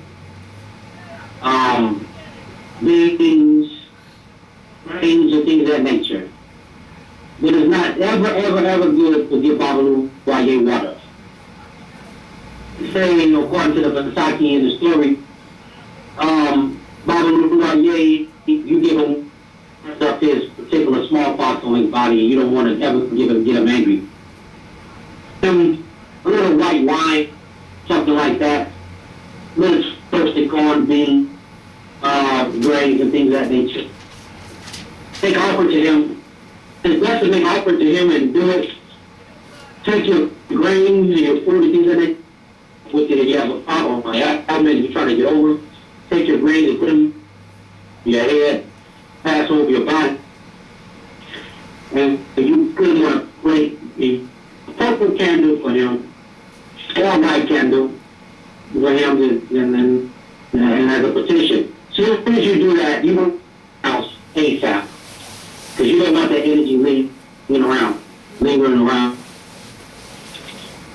So that's the one that gets you most careful in my mind. But also, every region that you deal with, you approach them with the utmost respect. You know what I'm saying? In reality, we are the owners of our research. We're on, because only the head that particular existed, it came forth. Okay, so we honor their research as well as the research. So in order to respect them, so we get what we want. We don't want to have anger to reach out at any time. Okay. You approach your warriors with caution and you approach them going, with respect. We don't want to be soft as what we want, We're not like Christians, for a reason to do anything. We just basically put it down when we want. We let it be known with respect what we want, but begging and pleading. We just put it out there what we want. We tell Arisha what we want. We get an offering. And it's basically doing divination. You got your roll calls. If you into divination or you into Obi, you do a share, 4 shells or whatever, then if you're a shell empowered, then I would say that, Arisha offering, then you ask for certain stuff. Shells, you do your divination in your course to find out what you've asked for is being answered. You know what I'm saying? Or do you need to make another offering? Do you need to give more? It's just a sacrifice. And to be honest with you, all with it, we set up altars and things, those are just spoken for that particular energy, the entity that comes, and do that particular sacred place. Where putting stuff out there that they like, or they represent them. So you want to put iron and pieces of metal, knives, railroad spikes, nails, pieces of iron and metal and stuff put into a pot. You know what I'm saying? Like any type of alcohol, particular gin and rum, palm oil, you know what I'm saying? That nature. So, just for the nations, they know what to do. Prices of different animals and things of that nature. You always approach every angelic force or Orisha with the utmost respect. Make sure when you ever dealing with Batala, you keep his altar from around dirty and clean, like cough and things of that nature. No alcohol at all. And try to approach Batala more. You have to look at Batala as a personality of man that you don't want to wake your grandfather up, you know what I'm saying, to talk to him, to ask him something at 12 o'clock at night. You know what I'm saying? Grandpa usually goes to bed at 2 o'clock at night, so you don't want to wake him up. So you, the elder, particular Orisha, serve him at night. These are different personas, entities that exist in all men. You know what I'm saying? When all men get to an age where they are all about to lie. You know what I'm saying? And in a younger age, they may be Shango or whoever. But in the older age, the Shango, they still become more about or cooler. They're not as hot-headed as they was level-headed. They basically see things through on it and moving up on things. You know what I'm saying? Sometimes you see an older man, you're like, man, why this man ain't moving fast enough? We just get the thing done. And he's like, hey, they move the way they move based off of wisdom. So you have to approach that in that manner. Always with the sweetest of energy, you know. Like if you want your favorite girlfriend, you know, the favorite girl you want to approach and you want to say, hey man, that's a beautiful. Approach her with flowers and honey, things of that nature. A little wine, sweet oranges and fruits and things of that nature. You approach her with gifts like that, and you approach her, and the woman that you want to fall in love with or you want to be in a relationship with and have your babies. Approach her in that manner. You know, always. You always approach all they are, you know. The goddess or Orisha, the one who resides over death and things of that nature, the one who power of wind and force to basically make swift changes of the wind and things that you may be going through. When you approach her with utmost respect and caution, but you respect her like one of those women that don't give you that side looking eye. So you basically going to come correct with her. Respect and honor. You know what I'm saying? These are particular personas and personalities of these particular forces. And you give her dark foods like maybe some pomegranate or egg, that nature, you know. And that's how you know. So, and then you also have like I say, Shango. Shango is the king, so you always come power, carry a female. You know what I'm saying? You know, honor to the chiefs. Shango, don't deal with you that too much. So we approach him and we say, oh, now, coastal, with the king, and you give him respect as a royal king on the throne. You approach him, you give him all respect. You give him apples, things, red and white. He likes drums. He loves apples. He likes okra. For prosperity, lots of bananas. Lots of bananas. Pour some palm oil on your food. He loves palm oil. If you really want to get something moving, put some guinea peppers down. Put some guinea peppers on his peppers and spicy stuff too. Of course. That's how you approach Shango. You know? You always approach Eshu with a smile.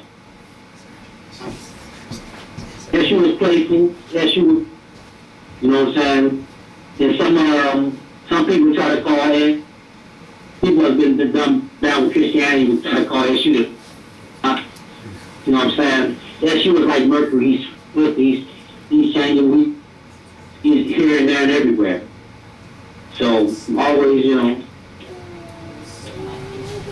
with respect, you know. Any questions, anybody? You were just talking about Oshu? Yeah. Okay. Another question. Candle colors and best times to yeah for Okay. So Eshu, red and black candles. Give them those old green and black candle. Every now and then you can use red candle for a gloom, but Shango took the color of what stories in the Takis. Ochasi, you can give blue candles, you can blue. You also can, you know, things dealing with hunting. You can also put that on the altar of Ochasi, particularly more arrows and things of that nature. With the yin and yang, blue and white candles, or blue white, ocean, yellow or orange candles, jungle, red and white candles, or buffalo, purple, sometimes purple, she can use a rainbow color candle or a dark maroon candle, dark brown, dark maroon candle, sometimes red, but the rainbow colored candles, those work best for her. Yeah. She's a lot less than anyone else. I think that's all the colors. We just doing this basically money magic. Green candle.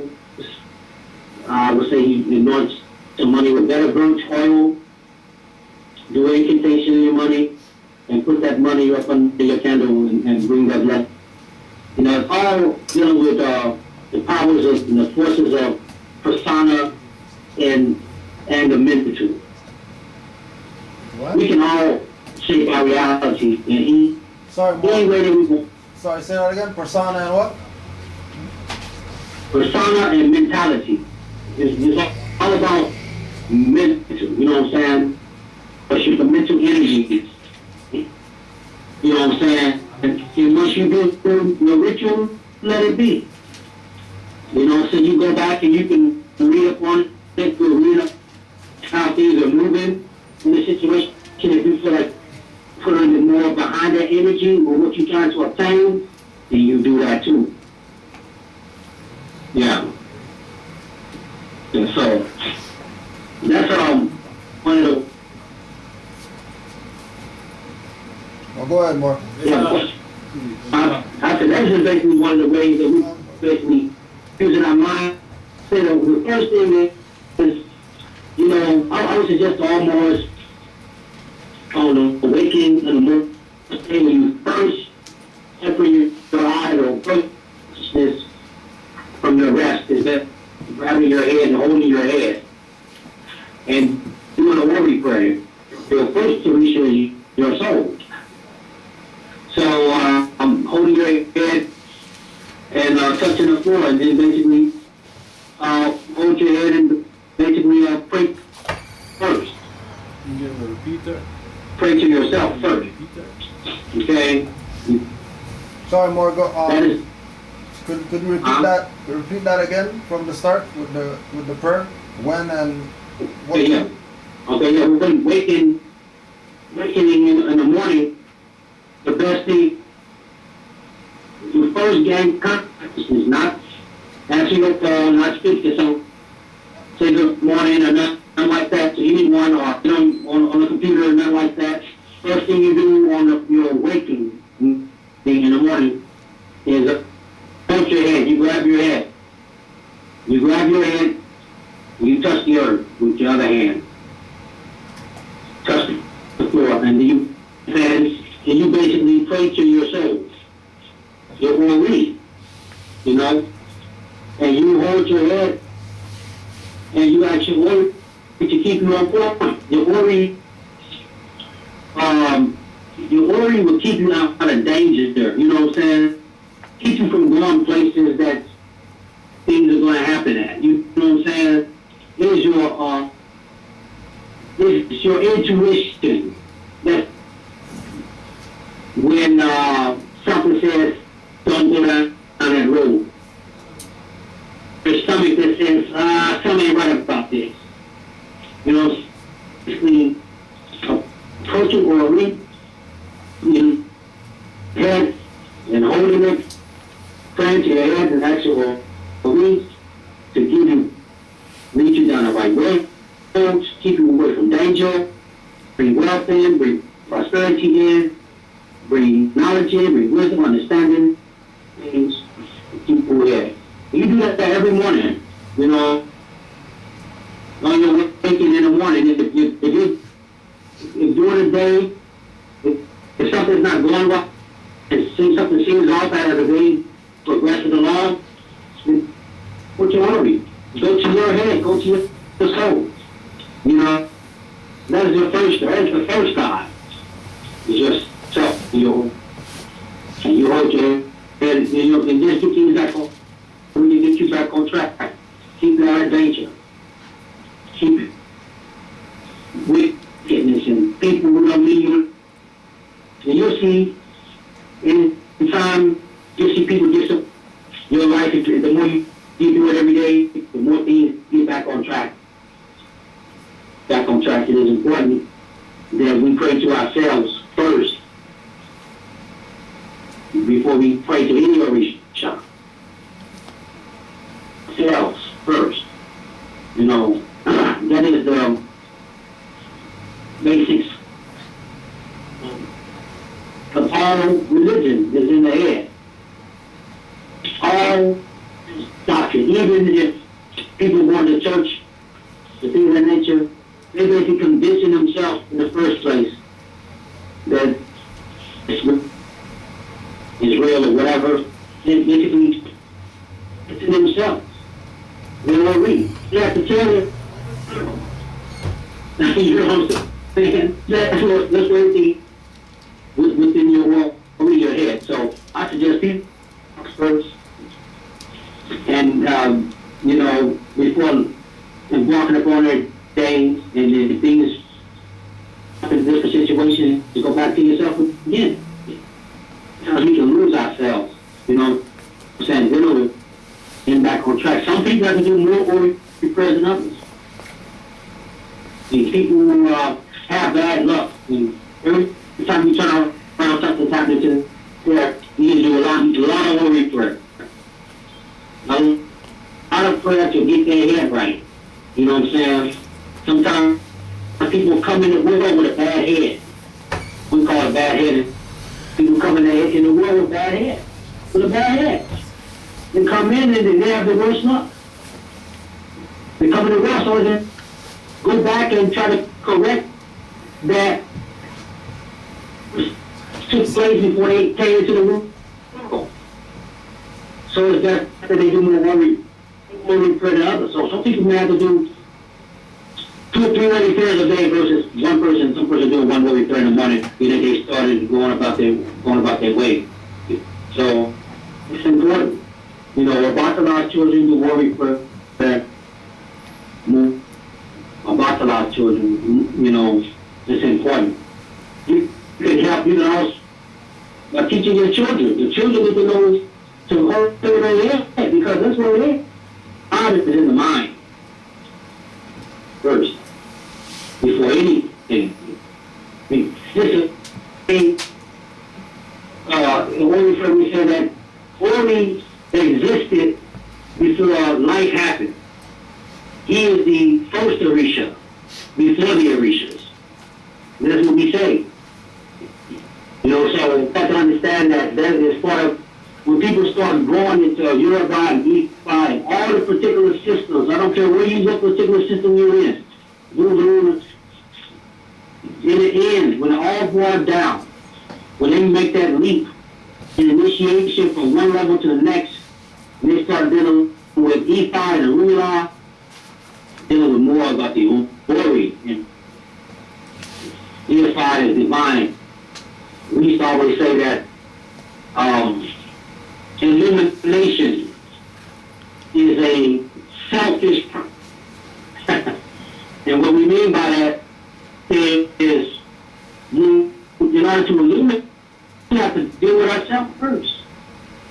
Outside for it, this is nothing else that we deal with ourselves first, our head, our we, and that's more science right there.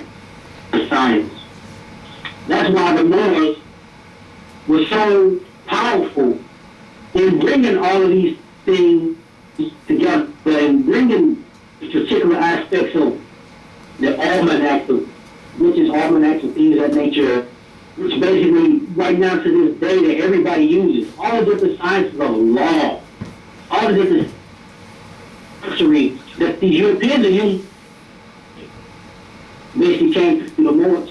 And the reason why the Europeans ain't afraid, because they're dealing with on a level, the science of what we lost ourselves, that we stopped thinking that we were just blind, and that something inside of us. And that's the biggest mistake. We are living gods. That's what L's and Baileys and shit is all about. L is a god. Flip. You know, Bailey, that's gonna be, you know, Bailey is your ozone. You know? That's what it is. And aspects of what, you know, the morals are really about. You know, going to church, or whatever the case may be, is about temple, or that which is between your that head first. And once you take control of that, then all the research will fall in line. All selected heads will fall in line. Once you start dealing with that first, foundational brain, your foundational head, your mind right first, you know, the research will fall in line. You know, so we'll tell you the story about Rudra and Rudra. And Rudra is the feminine aspect of the universe, that's the chaos. Rudra is the masculine aspect of the universe that brings order to the chaos. You know, if we think about even what we call the Rudra was a magician, bringing order to chaos, manipulating the energy into matter, coming down with the chain links from heaven, basically representing DNA. You know, all of these particular pataki's to break this energy down, and man see who he really is. See who he really is, or who she really is in that particular aspect of things. Once we understand the thought form, then we can move forward. So that's what that's really all about. Earlier you mentioned, okay, we, for ourselves, our temple, we don't really push Moors getting themselves in situations that they have to go to court or whatever. But let's just say a Moor's got to go to court. What's some stuff that we could do on that side, as far as the occult sciences, magic, whatever like that, before a court? Before a court. Well, I have read and definitely will put a. And the best thing I've noticed that one time I was here to the rich. So I consulted the ancestors. I say, yo, I'm a with it. Instead of just going to my Egun altar and not, I'm going to the graveyard. I just don't get Egun when I get Egun out. The forces of ancestral power and learn how to harness what is which. You know what I'm saying? Very gods. And then I stay in there. I'm in the graveyard with the rich. Then I'm going to sit to the court. And I do divination over it. It's a rich. This is the wrong rich. Don't send this one. So I said, okay. So then I asked about something else that was in my head. Or how should I use these words and whatnot in order to put them on notice, but let them know they're really trespassing and having them to back up off me. So when I did find out which one to do, I approached the Egun or ancestral forces, because they're closer to the earth. And when I did that, they told me which one. That's the one that I said, one that not just one judge, but both judges knocked the hell up off of me and left the whole situation, left me alone.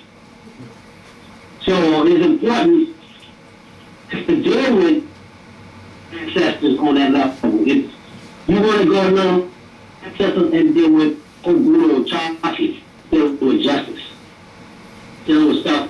People that dealing with stuff, dealing with facing jail time, if you definitely want to deal with it for that. But definitely always include the answer in that. Like I say, divination is a very, very big part in understanding what we which rich that nature. Of course, we don't encourage Moors to go out and get in trouble, things happen, and sometimes these people they basically disregard our status and things of that nature. That, you know, sometimes they don't want to respect that we're not Negro, black, and colored sometimes. You know? And so we have to approach it. You know, if they keep going, you know what I mean? But really, when it comes to that, you know, learning the system of your own is things that I believe all more should do. One of the powerful, most divination systems that was ever created by us. You know what I'm saying? Standing that and bringing that down and basically doing those readings and seeing which way we need to go, but definitely always and set.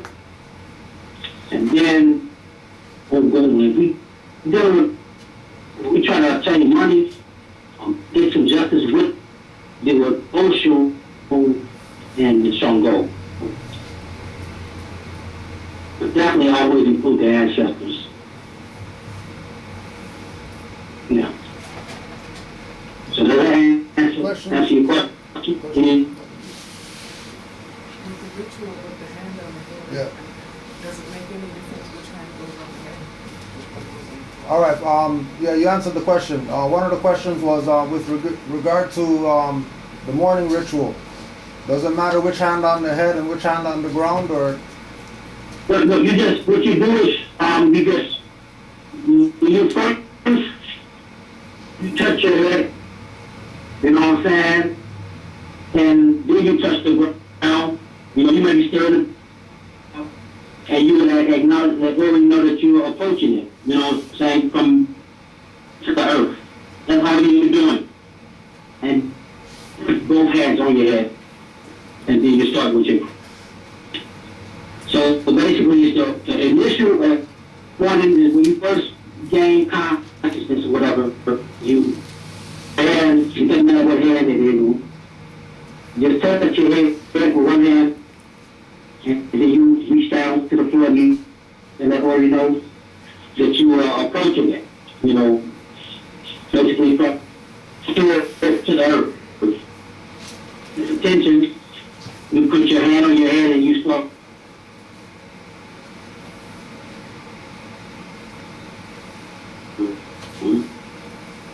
Both hands. They just blocked you. Say that again.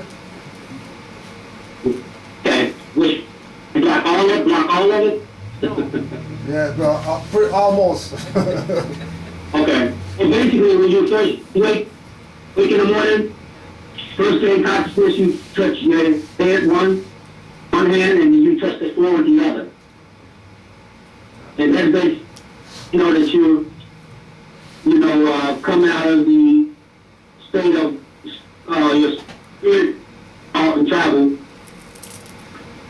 you basically getting always attention. Then you hold your head with both hands. Hold your, then you start to do your prayer. On that, where your head first. And that's basically how you do that.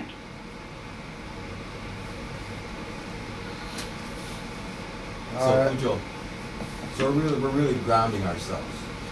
Someone was saying that is that relative to just grounding ourselves before we get our day going?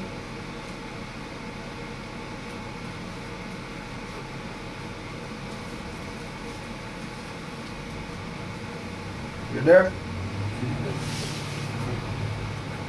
Oh, blocking you again. Ooh, it's crucial information. Crucial right now. Can't have that. Try again.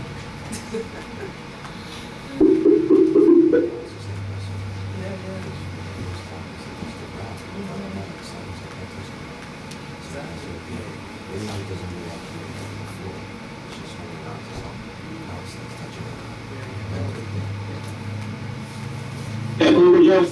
Yo, Yo, I don't know what happened, man. you know what happened. Yeah, no, it's, But, someone was saying, someone asked if it's grounding yourself, that ritual, that morning ritual. the one ritual basically, the first part is, basically bring consciousness to what we read, because remember you sleeping state or resting state, and most of us, when we're in a resting state, our soul and our spirit trapped. So in the process of it, whatever the case may be, when we gain consciousness of it, alerting it that, I'm getting your attention. You know what I'm saying? So yes, part of a grounding, but it's basically say, hey, listen, I'm trying to get your attention. If you traveling or whatever to the earth, or go, or lay, basically from the head to the earth. You know what I'm saying? Or you go, and basically you touch the ground. You alerting your worry. You alerting it. Basically say, hey, listen, I'm trying to get I'm petitioning something to you. And basically from there, both hands on your head. Oh.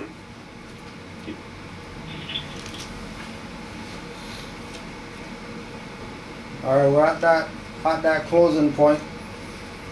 So we just wanted to know what, if you have any closing remarks for ourselves and then for Moors worldwide.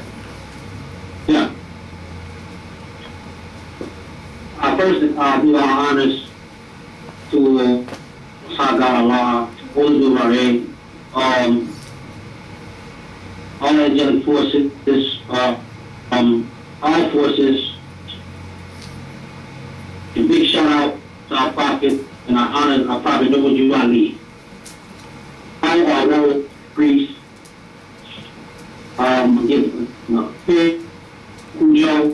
in the Canaanland Moors, loving what y'all doing, man. It's big, man. I don't think I've ever seen in the Moorish community anybody that come harder than you, that check more people than you, Negroes align more than you. Do it. So I'll give you, man, much props for that. I've never seen it done like that. And I'm happy to tell you, my friend. I thank y'all for listening. And all them Moors out there, it's our ancient past, our gifts. It's not just about one path and then dealing with the Moors. There's Moors and I past history of all kinds of things dealing with spirituality from the dark light, surrounding all elements, dealing with mysticism. That's all been done by the Moors, all the stuff dealing with these particular Europeans that's been out over the last 100, 200 years, bringing this occult aristocracies and Anabaptists and things of that nature, they came through the Moor, Beverly Randolph, one of them.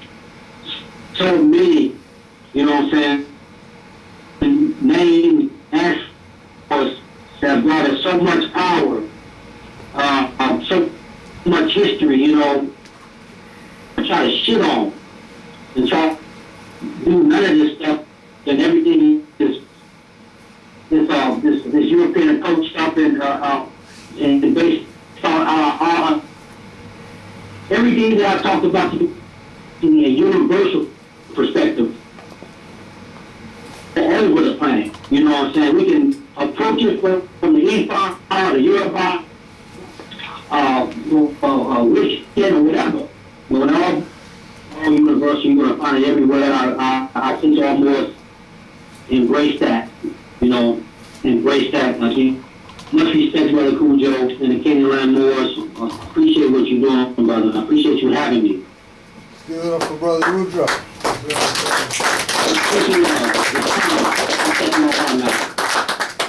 Islam, boy. We'll be in touch. We'll be in touch. All right. Peace. Peace.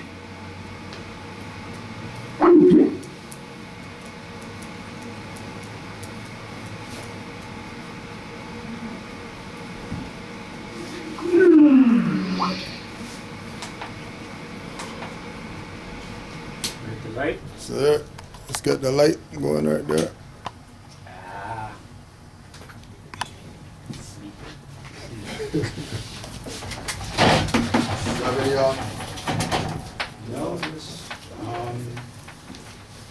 No, no. Well, more or less. I sent out an email a couple of weeks ago in regards to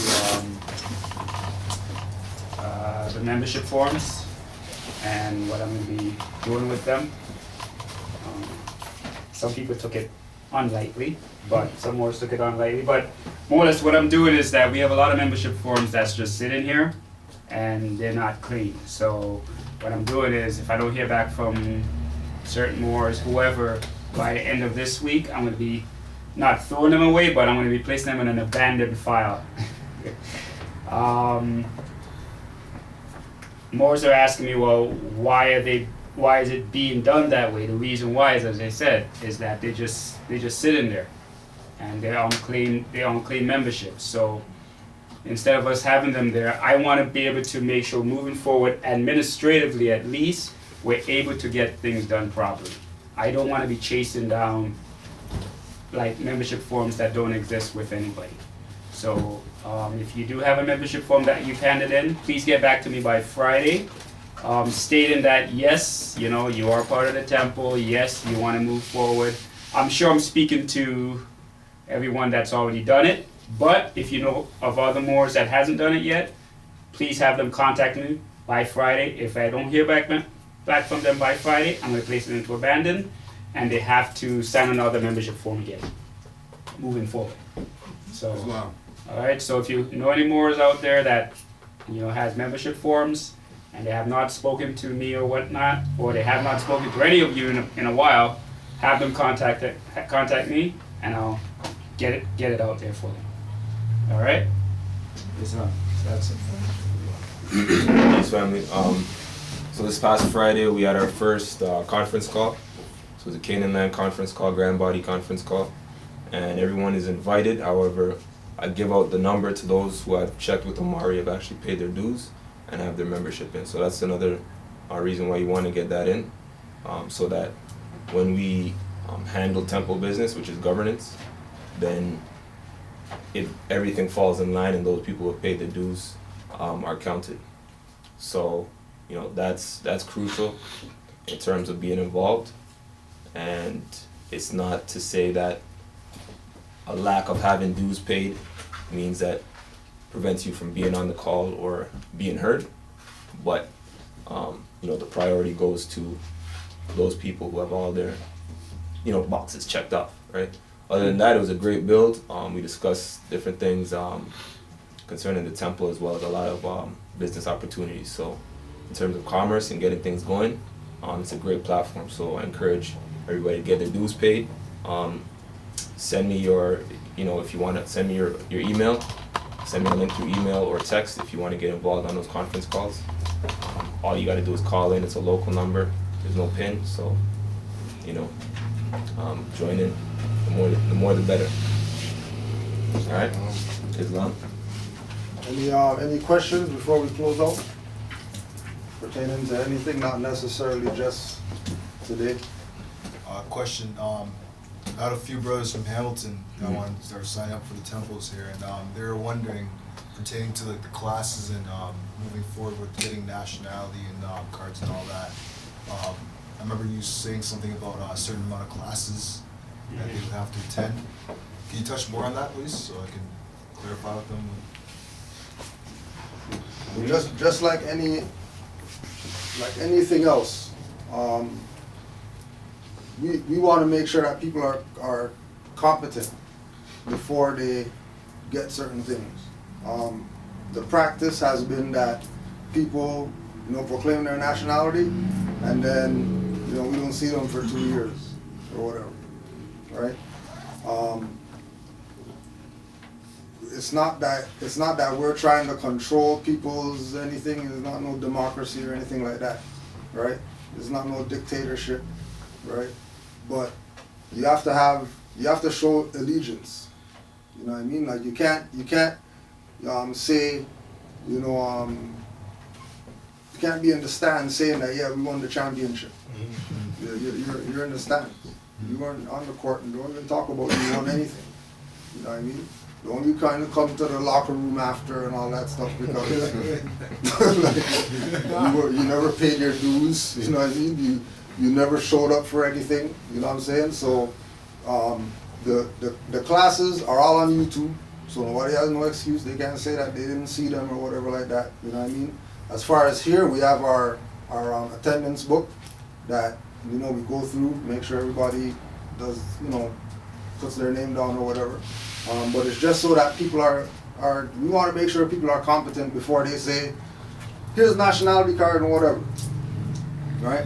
Because when they present nationality card and then they get challenged and don't know what to do when they get challenged, and then they're coming to say, oh, Amari, I put my nationality card, they didn't whatever. I mean, we're more scientists. You know what I mean? Like, we're more scientists. You're not supposed to be, if we're having any type of discourse, it's about figuring out together what we're doing as for everybody. Not us coming together to figure out what we're going to do for this one guy.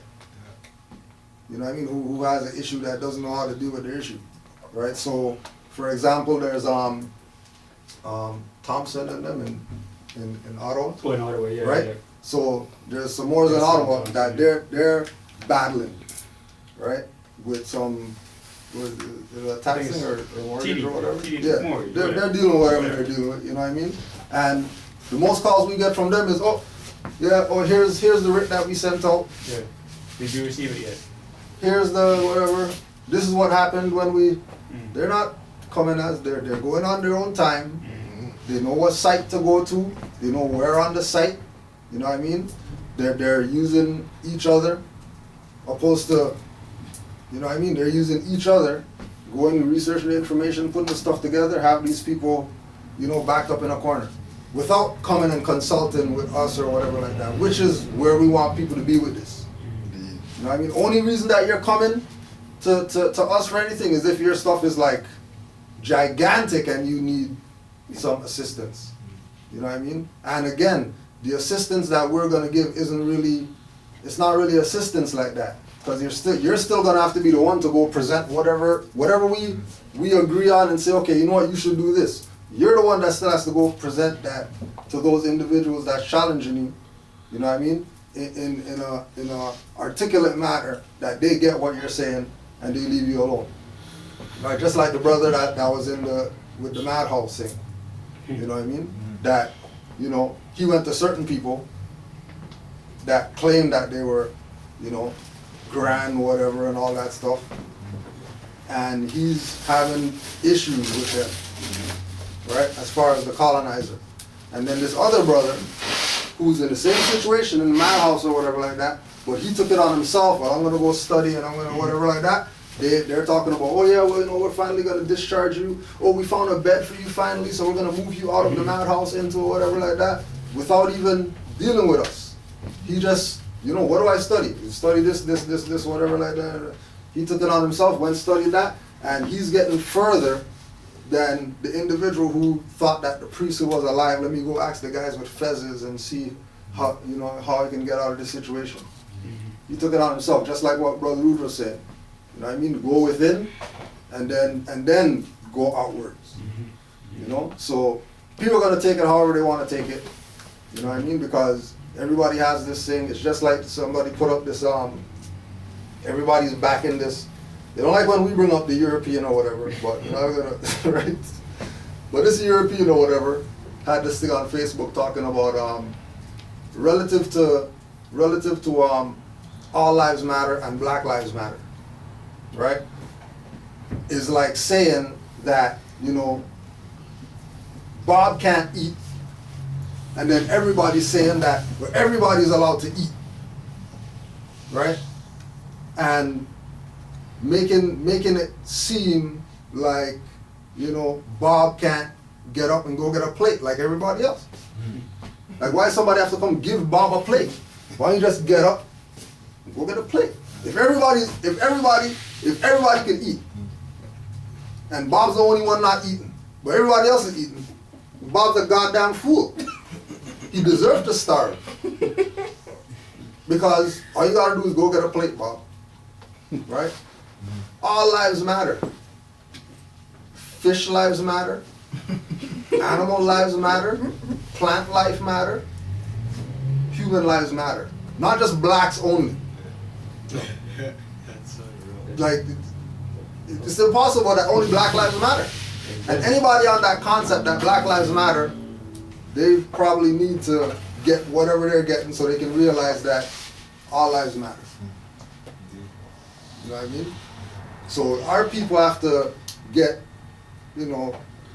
game as soon as possible to the fact that what we're talking about is not just some, you know, Islamic convert you to Islam and all that stuff like that.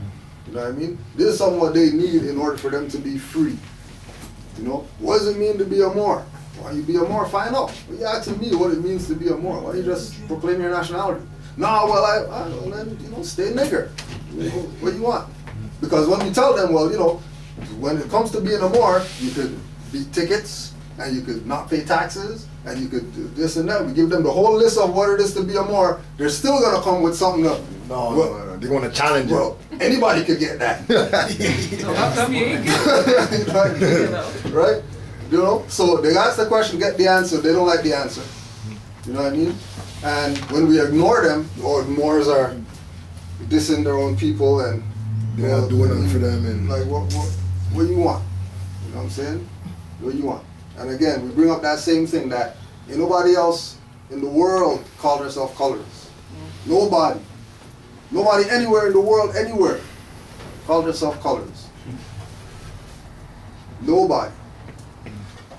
Never, ever, ever have you heard some other nation identify themselves as a color, or a shade, or a continent, or whatever. But our people think that they should get a pass because, you know, it's slavery, and, you know, same thing with Bob, you know, my plate's empty, you know what I mean? Because somebody just scraped something off your plate onto my plate. Buffet right over there, bro. All you have to do is go with your plate. You could keep your plate up like this if you want to. Buffet. But they don't want to eat. You had something more? Just to expound for Ronnie, that basically what that's saying is we're looking at an unspoken a number of classes as being 25, that being about a half a year. But that's also dependent, not dependent, but also sort of has to do with incorporating what their level of studying is. So if they're coming in and they're doing all this kind of studying, and you can tell that they're on that level of competency, then that's not. Then it ain't nothing. 25 classes ain't nothing. And 25 classes, and as you know, right, if this is about you becoming a national, then this is really about the rest of your life. Right? But then again, you know, if this is about getting off some charges or something like that, you know, 25 classes is like, you know, mountains are for them to climb. They might be easier to do the 6 months probation. Yeah, it might, you know, it might be easier. Because it's still 25 classes. You know what I mean? Whether you learn from the colonizer, however he's going to teach you, you know, or whether you take it on yourself to learn. There's, you know what I mean? They got to weigh that for themselves. You know what I mean? That's why we put that number out there to let them understand that it's not about just you know, one class, one class, and then that's it. Oh, I know I'm more, so now I get, no, that's not even, That's not even the Ta-da! yeah. I mean, well, more or less to add to it, okay, Omar just mentioned it's like a relative number out there. It's 1 month of studying, basically. Just forget what you were doing before, like you went parties every weekend, check out the chicks all the weekend, whatever. You just buckle down, get your Black's Law, get your Unabridged Dictionary, and for 1 month you do nothing else but study. Turn off the TV, don't clean your house if you don't have to. Tell mom and dad, listen, you know, I gotta study, mom. You know, because Buckle down for a So, minute. hey, Cujo said told me a year. well, We all get there in our own time. it never 25 classes is shorter ends. than a year. It doesn't. So it's just more or less just forgetting everything else, and for 1 month just study. You know, that's it. It's I mean, yeah, it's 25 classes. It's just 25 classes in the mind type of thing. We don't want to, like, I personally don't want to tell them, okay, well, you have to study for 30 classes or 50, whatever. Just, it's up to you. But with, as I said, administratively, don't think you're just going to hand in a form and then, okay, all right, great, everything's fixed now. It doesn't work that way. And that's what a lot of us are thinking that's going to happen. It's like, okay, I had it in my form. Okay, what do I get? What do you get? You study. That's what you get. Just study. That's it. But, you know, go ahead, Quentin. In regards of what you guys are saying, and staying on the theme of for the past couple of weeks we've been on this divine. Keeping in mind that it is a divine and national movement. And again, with today's lecture, we're dealing with going inside, dealing with the orishas, dealing with the energies. So any new Moors coming in, like the Prophet said, they will be coming in with eyes open. But in order for them to come in with eyes open, like for me, basic fundamentals being affiliated with the temple is, you know, Circle 7, your Red Book, your Zodiac Constitution, you know, all those basic tools. Like for whatever you're doing, whatever your discipline that you're crafted, you have basic tools. And your basic tools for the divine and national movement, as for what the Prophet laid out for us, are those things. And once you start getting in those things, you're doing the 1 month of studying or the whole year of studying, whatever your choice is, things start coming to you. You know, the whole law of attraction, you know, the laws of Tahuti, 7 principles, you know, they start coming to you. So as far as your friends in Hamilton, like, get them the Circle 7, like all those basics, like the Zodiac Constitution. Let them know that it's an investment in themselves. You know, and then you become part of the grand body when you start slowly seeing where you fit in, because it's all cosmic, right? So, you know, you come in and just go hard with the studying, like drop everything. Like I tell my people, my friends, like this is a journey of just dropping everything. It doesn't matter, like drop everything. And for a time, just go hard on this, and then you start coming in eyes wide open. They're not dropping these things not to pick them up again. You know what I mean? They're just putting it aside right now. You know what I mean? We don't need certain things right now. Right now we need this stuff. To deal with that, focus there, because you know, and then that's how people get lost too, because they get into this mentality that, you know, well, where we're sending them, you know, that's just one thing, and I can't learn everything. And then they go over here, and then they get lost, get sucked into some portal over here, dealing with information that has nothing to do with anything, right?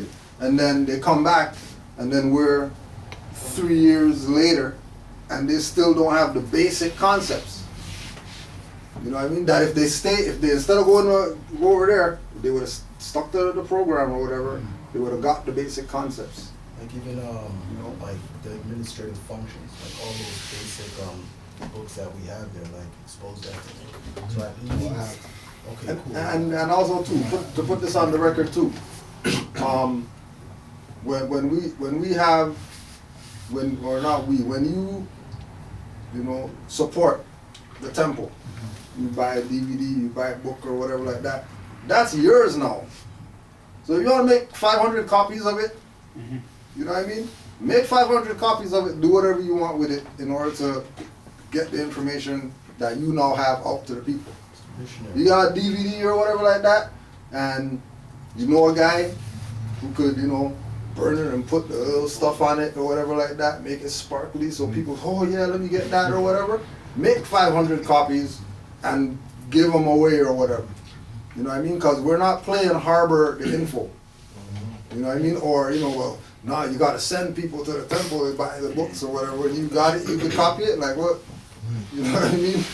This is not. That's not what this is. It's funny You know what you I mean? say. Sorry, not to cut you short. It's funny you say that. I was listening to Sabir this morning, and one of the things that he said on his show is that the truth is free. You know, and then what came into my mind is what back in the days, you know, you listen to hip hop and the game is to be told, you know, it's to be sold, not to be told. And you know, you start thinking about those dynamics, you start realizing really the truth is free.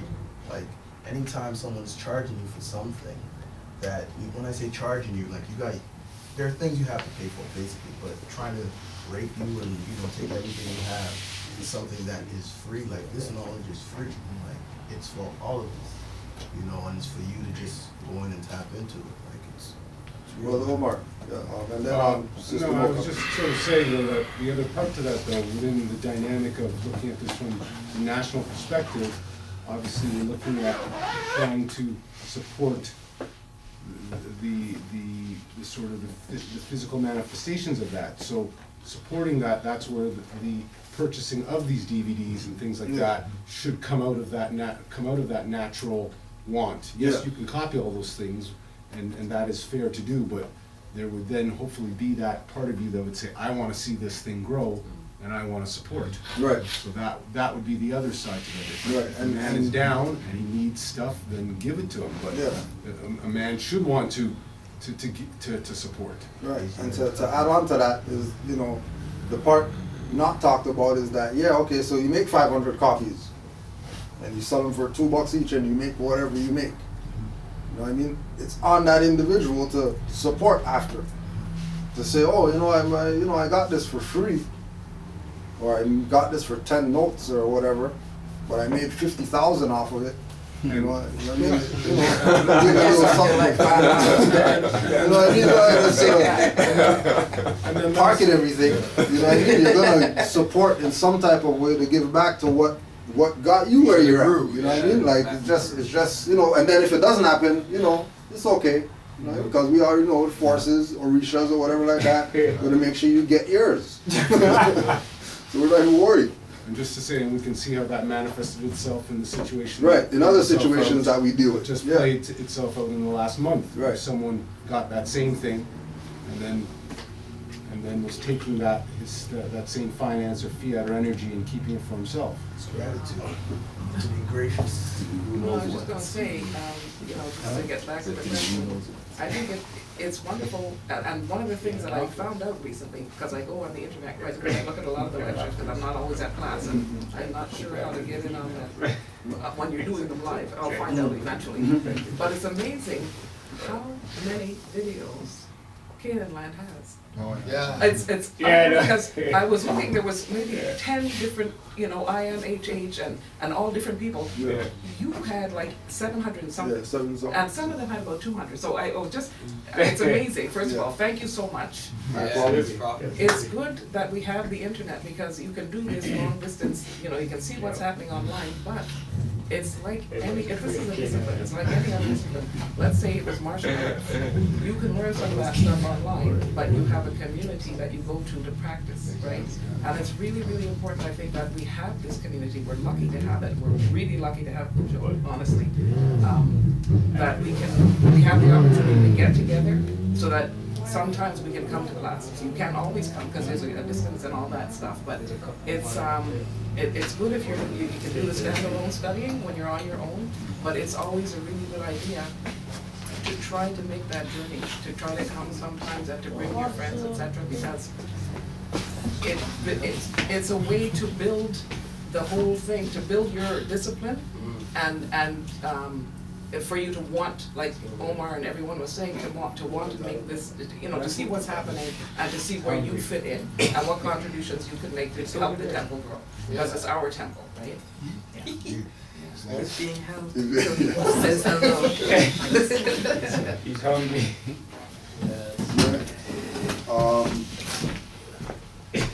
then also too, the same individuals, you can set up stuff with them that, you know what I mean, we can Skype or whatever like that, you know what I mean, directly to them too.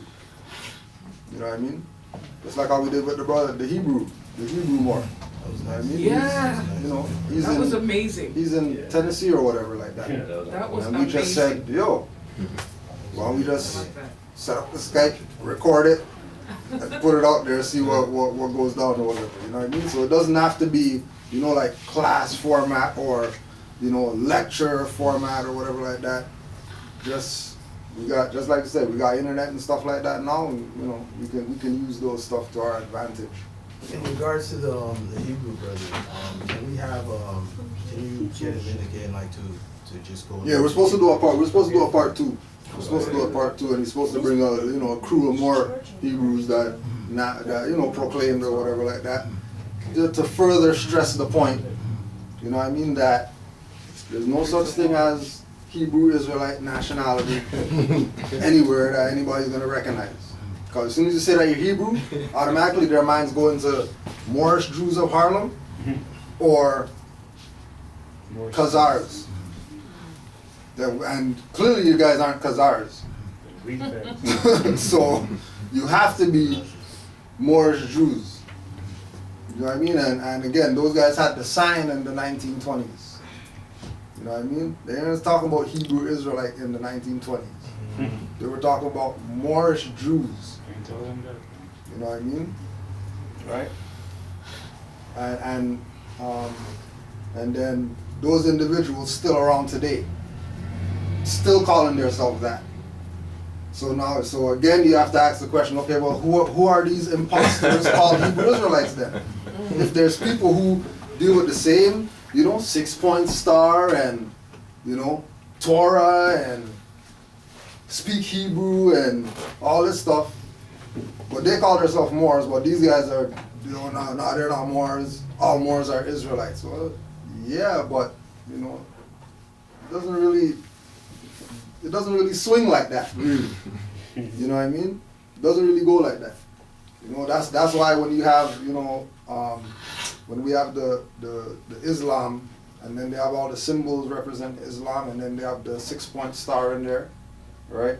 And it's broken down that the 6-point star is a geometric representation of the fez. The 6-point star is as above, so below, which is Kemetic wisdom of Tehuti, universal laws, which is the stuff that the Moors are the custodians of when Kemet fell. So you guys have the symbols and stuff like that the Moors, you guys are going to say El and all that, when you know that that's Canaanite origin. When Nobuju Ali said that, Moabites, Canaanites, Hittites, or whatever like that, but they're not Moors. Right? You don't have to be. You know what I mean? You don't have to claim it, but you are, whether you claim it or not. And you got melanin, you're Moors. Can't even get away from it. You had something, Shifta? I think you did it for me, so I'm just here to watch. The spirit world. Post show. Any other questions, comments? That's a good one too. If you don't even know, like for instance, you want to get on this information classes to the basics. You don't even know the prophet's birth date and when he was born, and when the first Canaanite temple was established, and that's it. You know what I mean? What are you on this information for? Yeah. Like the basics. You will be tested. And it's like, it's not like the information is not out there either. You know what I mean? It's not like, maybe 40, 50 years ago, the information about Moorish Americans was secluded to Moorish Science Temple. You have to be a member to get it. But that ain't the case now. You know what I mean? Anybody can find about Moors. They can get 101s online. They can get Moorish literature. They can get Holy Quran. Just online, free. Just type it in Google. Just type it in Google and the stuff's gonna come up. Is there any place in the world that you will not see a Moor? So then how is it that you need to be told? I don't get it. I don't either. I don't either. Like, people are asking things like children, and I'm still thinking like, how do you can't be nationalized if you don't know the divine, if you don't know who you are. Yeah. So no matter how much class you come, or what book you take, if you don't know that, If you don't know forget it. Like yourself, yeah, yeah. don't even get into it. Yeah. And I mean that, and that's why we stress that point that, like we're taught, if you can't convince them that they're not Negro, black, colored, or whatever like that, don't waste your time with these people. It's nothing personal. You know what I mean? It's not, they can get mad, they can get, tell you about your ego and all that stuff. Whatever. You black? Yeah. You're on your own with that. You're not playing those The ones. thing about it is, it's a purge, and it's a lot of us came out of the Negro, black, colored mentality, and there's some who make it out unscathed or bruised up and recover, but there's some they cannot break out of it. For whatever reason, maybe that's just their karma coming up the line or whatever. It's just not for them.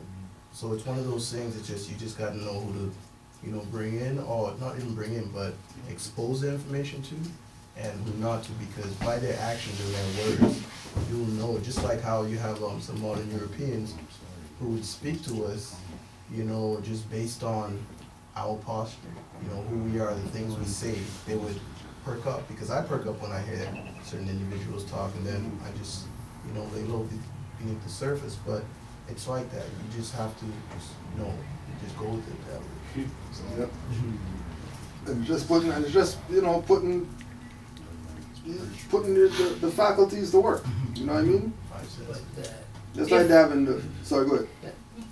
Somebody else? Yeah, like when they're listening to you, they look at you as, oh, this is another black guy, and why am I trying to donate my money, as if the money is going to Julio's private account. Yeah. This is the reason why we don't listen to each other. In the Cayman Islands. I don't, like, even the Skype sometimes it's okay, but you are here. How is that we're not listening to you, but I prefer someone coming from the States. It's more convincible. And I'm saying to myself, then you shouldn't even be here. If you're not here for Cujo, then don't even show up, because he is the teacher who's teaching. And I told you this a long time ago, many are trying to deceive you, take your position. Well, if you have it, then go on, yes, we can give it to you, but if you're not in that position, why are you trying to remove him from the position? Like, this is the mentality, majority of us. Because I want to be in your position, but like, you have your own position, why do you need this position? And are you able to take the position? No. So then just humble yourself, and if there's something to be learned from the man, let's honor the man. But I just see you as another Negro trying to. So the concept is totally. Well, and then the good that you brought up Negro too, right? Because I never seen this one before. But Little Oxford Dictionary, right? They got black, and then they have like a big section or whatever, what black is or whatever. And then the next one under black is blackamoor, Negro. And that's it that it says. None of the other stuff. It's real simple. So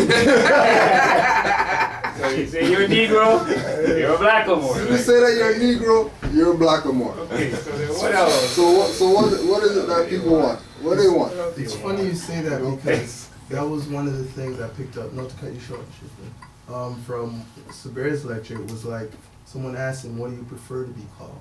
Or what would be, and Negro was the only one. He kind of just, okay, if worse is worse, Negro it is. And then you bring this up, it's Negro, black one. It makes sense. But before you get to a more, there's A, black R. So once you get a triangle, a pyramid, that shows you now what more is. Because they're showing you right there. Before they go to more, there's A. You say, oh, then there's the key. That's it. If you can't see people, then I don't know how you're reading like that. I see people with pens and books. You have eyes. It's done, like it's right before your eyes. Eyes only. That's funny. Yeah, okay, I'm coming from my culture. The struggle always seems to be where, as I have to re-emphasize, where English is predominant, this black and white crap keeps coming up. Because if most other cultures, the word black doesn't even exist. I mean, you got SWAT. SWAT. SWAT needed. Right. Needed. SWAT. It has nothing to says it do in there, with it's a like person. It's just a description. Right. And he's got nigger in there too. It covers the whole word. But listening to it coming from a different culture, when you hear black amor, right? Amor means love. Right, yeah. So, I mean, one should be proud to be black love. Right. You know what I mean? But, I mean, again, you have the black as opposed to SWAT. Yeah. And you have Arnold Schwarzenegger. Right, yeah. It covers it all. Black nigger in there. You know. It's nigger. And he's pale. And he's pale. And wasn't it in your lecture with the Hebrew Israelite that someone mentioned that English is the newest language? Yeah. Was that from that lecture? So, we're using all these bastardized words, you know what I mean? And trying to, and then people try to fit them as descriptions or identities of actual human beings, when anciently we never went that way. It never went that way. This is new stuff. Yeah. That's why the Europeans are very proud. I don't want to catch you. I remember the days when they were very proud of being a bastard or being a Negro. Oh yeah, I can recall it. They were very excitement. Yeah. Suddenly the whole thing just changed. And now you have a mob who's proud of being a bastard. Then you say you don't have a mother, because the European obviously don't have a mother. That's why he's called himself a bastard. Oh yeah, you don't have a mother. Yeah. It's basic. Yeah. His mother left before he was born. Even when you go back to Greece, you find man to man, there is no female. So this shows you the whole concept. They don't have a mother. Yeah. We're the only ones crying over a mother, but yet we became just like them now. Right. So basically you're saying you don't have a mother, and they were very proud of being a bastard. That's why it's all male rule society. Yeah. Now, when they took the power, it's a woman ruling. So I said, wow, they came into our power through the female rule. But ever since the female came into their life changed. Their life changed. Yeah. So now it's straight like. So I don't really know how much. But they're not straight. It's funny you bring the patriarch. There was that the Newsweek. No, Scholastic News. With the little Aboriginal girl and the male modern European, and it was like what really hit me with that picture, just the fact that the way the Europeans came and started inheriting our land was through the matriarch. Absolutely. So the pilgrim little boy, with the smile on his face, knows what he's about when he's coming over and coveting our young offspring. So it was what I saw was that really and truly that's how the marriage, through that marriage, is how we truly fell over here, and we just started forgetting. Because it was only through the woman, and we can inherit everything that we have. Yeah. So they understand that science to the fact that we can't just go and kick ass and take over. We have to go through the proper channels. The process. However, we have to be deceptive. Yeah. Cloak and dagger type stuff. Very successful. Yeah, they were good at it. Oh yeah. I taught them well. Mastered it. Straight. Yeah. And then all that comes right back into why Noble Drew Ali came and put his position on the record. I mean that we can look back there and say, oh, this guy, that guy, but without love being the concept, realizing that everybody dropped the ball. It wasn't just Europeans, wasn't just Moors, you know what I mean? Africans dropped the ball. You know what I mean? Australians dropped the ball. Asians messed up or whatever like that. So there has to be a reformulating of everything so that we can start heading in the right direction. You know? And without the reboot, then you're gonna get that thing popping up. You have a virus. Click here. And then you have another virus. 1,000 more pops up. 10 more viruses. You know how they trying to click on these. X doesn't work. And then what do you end up doing? That you plug the damn thing out. Control Alt Delete. Yeah. Wipe off everything. Start fresh. And once we leave the class now, that's the end of it until. Right, next week. And that's what me and Omar were talking about earlier. And right? It's a big issue because this is continuous. There is no stop. Once you understand what you're looking at, you don't even need food. You have no time for nothing else. Yeah. Because it will take you from this to that, like it's just there's no end to it. So, I mean, if there's no end to it, then why should you even have questions? There's no questions. Everything is right before your eyes. Like, when you come down here, it's just to come see the family and whatever needs to be taken care, it should be taken care. Right. But for children, again, we're starting all over again, the same thing. We're not going nowhere. We are. We just need to, and it's good that we have the class. No, it's the beauty, we're coming together. Yeah. But once we leave from here now, you have to stay on that energy. Well, but coming here regularly keeps you on, it's like you're recharging your batteries, you know what I mean? Right. Absolutely. Yeah. But at the same time, you can recharge the battery just by yourself, because once you have the energy, Yeah. because these people are not be available all the time. So then you're gonna need all these people to come do something with you, and you have all inside of you. True. So you don't have to see them physically in order to reawaken. In the beginning, I think it's a really good idea. Many of to us have the will community. go back to sleep. You know what I mean? Yeah. No, if seriously, because many of us have been here for quite some time. You've been here for quite some time, so you don't need to come every week when you're living as a Moor all the time. You know what I'm saying? But for new people who want to, start to study and all that stuff, it's really important that we have the community, that we have the No, culture. we should. Yeah. No, I'm not saying, but once we leave from here now, when I leave from here now, I might not even get to eat. Straight study, never ending. And I'm still, my family is there, I'm doing everything I need to do. But in here, there's no rest. It never stops. Even while I'm sleeping, it never stops. So there's no sleep. So you don't need. Because to come to this type of information, it's like, I don't even know what. It's a natural high. Heck, it's never ending.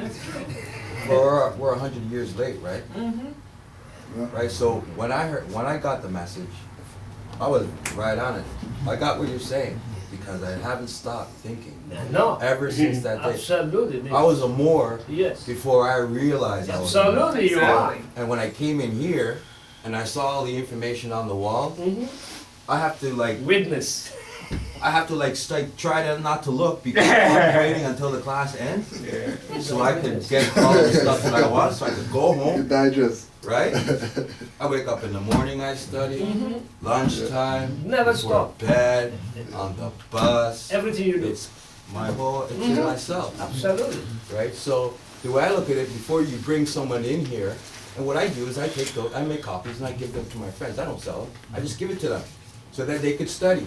Because I've already brought some people down here, and I was sorry that I brought them down here. They embarrassed me. Yeah, that's what you said. Yeah. 100%. You're very right. They're not ready. Donna. Remember to do that. Slam the door. Yeah, that's You can't get it. He came back again. Then he's back So I'm again. hoping that the book stays Yo, now. I seen them bring him in. Someone Someone comes by bring that guy. and picks up the He book. know this guy. And then He knows maybe he's a they'll nerd. do something. Do it. You know? Absolutely It right. wasn't an hour before Or he maybe slammed later the door on, talking about. something will happen to them, I need and someone then to they'll run follow. for the book.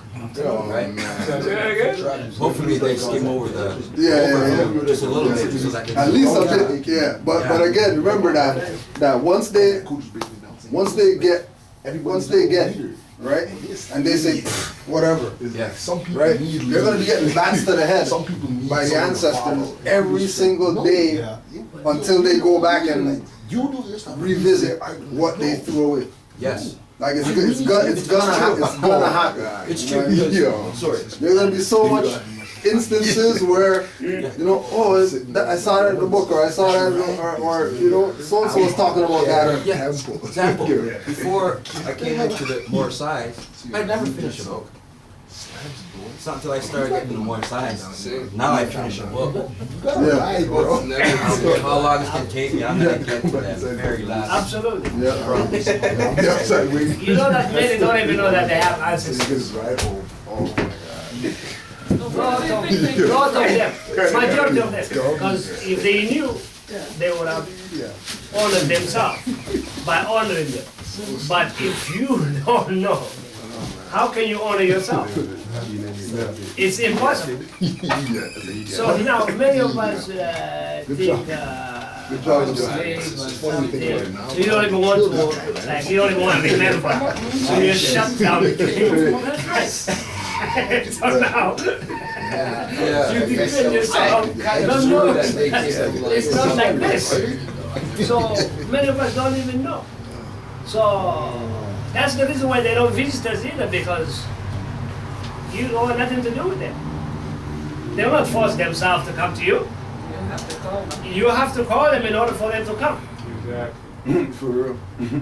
And many are saying, oh, that sounds like food and something like that. Cult, We're done. cult, yeah. So they will call all kind of names.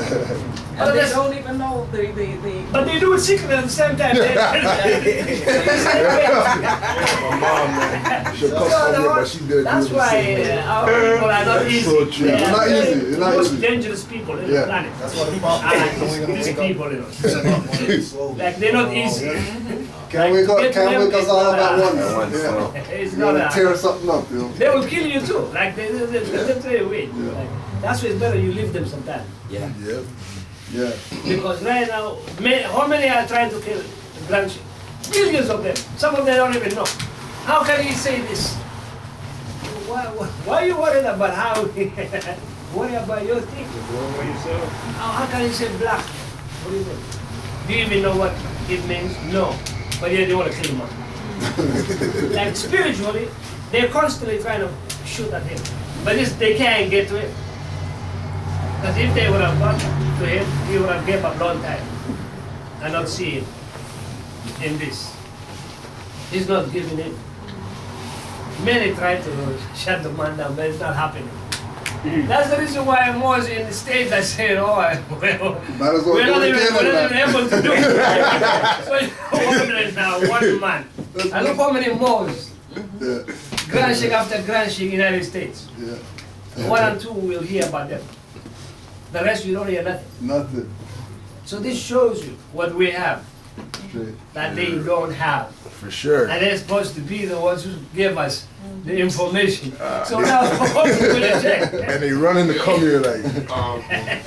Last comment and then we We close have up. to look at this very, very logically because a traumatized individual is always in a very defensive state of mind. Straight. And I mean, this is the truth. They have been more traumatized over there by the treatment that they've suffered for the last 200-300 years than many of us over here.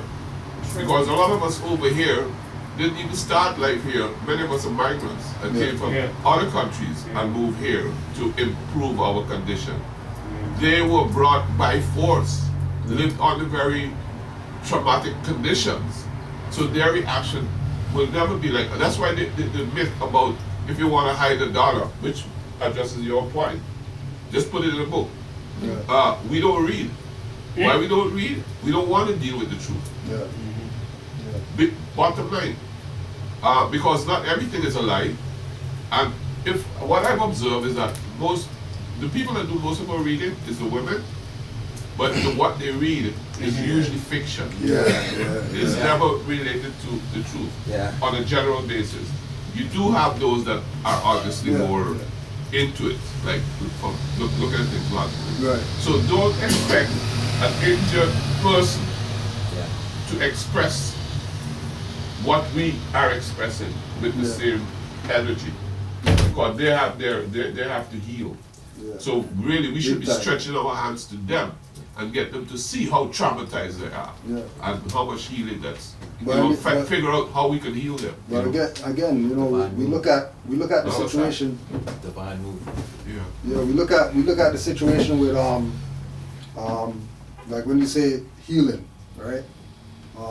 For myself personally, I've been healing these people out here since mid-90s. Right? Anybody who's conscious or whatever out here knows who I am. Right? Like, they know who I am. I've been to their school, their youth group, teaching or whatever like that. As soon as we start talking about Mars, these people don't have they have no communication with me on the level other than come support our black stuff or whatever. They don't call me out to come teach anymore, but it's the same individual that they used to call out. But just like you're saying, the truth, people, as soon as truth comes up, they don't want nothing to do with it. Because knowing the truth requires them to take a stand. Which be responsible. In general, a lot of us who live here in Canada find it hard to take a stand on anything. Because of fear. Fear, of course. You see, and some of these things have been downloaded from our mothers. The fear that they went through. So you all the way back. All the way back. Cycle. So that trauma, you can take a stand because if you don't want to sacrifice, then you will pass that information download to your offspring, and they will start to pick that fear. But you so see, this fear. I'm glad you pointed out the 90s thing where you try to bring people into the consciousness. No, like we were doing it. We were doing it, right? Yeah, it was being but done. All your work that you put it out there is being scrambled. Now, literally scrambled. There are many other so-claimed teachers that took his information and start diversion like the system. No, I'm looking at a higher level, a more. You see, there's a certain ignorance that we attribute that everything that causes us to scramble comes from the mouth of other individuals. But what we don't know is that the system as it stands is being monitored by people whose responsibility is to ensure that the status quo remains. And they're not doing it on an overt level. They're doing it on a very subliminal level. Systematic. And it's done on an electronic level, if you don't know it. Silent weapon. Right? I beg pardon? Silent weapon. Silent weapon. We're always on bombardment. And you better get smart about how to deal with that. Because even the strongest of us, if we're not properly knowledgeable as how to protect ourselves, can fall subject to it and fall right back. Grounding stuff. So it's neat. But remember, real talks. You will have to allow. If you don't allow that type of energy to come in, you can become a subject. But what happens is that we allow, because these things are not seen, like how you can see me now. No. You see? But okay, let me answer you quickly. Ask yourself this question. How does progressive, as we may term them, progressive brothers like this brother that just died, he in Venezuela, what's his name there? Chavez? Huh? Chavez? Chavez, right? He died? You really think that look at all the leaders Yeah, in he Latin is America. They're yeah. all dying from the same thing. Yeah, What do you think is yeah, going on? You think yeah. somebody's going there and talking to them and they're just suddenly getting sick and dropping dead? Come on, man. Yeah. They're definitely doing it. Yeah. You know, Yeah. It's on purpose. it's on purpose, but how are they doing it? Yeah. It's done on a very subliminal level. Now, if you know, then it's kind of difficult for them to do it, Yeah. you know, because you know. But then the ignorance is not a good excuse to you know, again, knowing the truth and how you deal with it. But Because then again, even when you look at all those things, it's that individual's right hand man that dropped something in their drink, made them it get doesn't aneurysm even or have whatever. to be anything in their drink. But that you're right. That's why I'm going back to what I was saying about the Grand Sheikh and how they tried to kill the man. Yeah. Although I have not seen here, but I have been a member of the table for quite some time.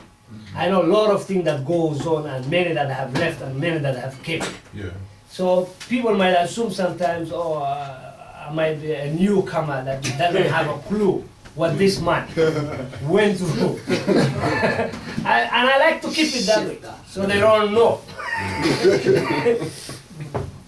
But what this man went through, and many that he has taught, that claim to be him, because they don't know the man. Yeah.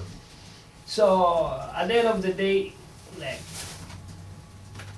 if we trust and respect the Grand Sheikh, when he tells us something and then we go and check and reference and examine and see it to be the truth, there's no more question to be asked about the man.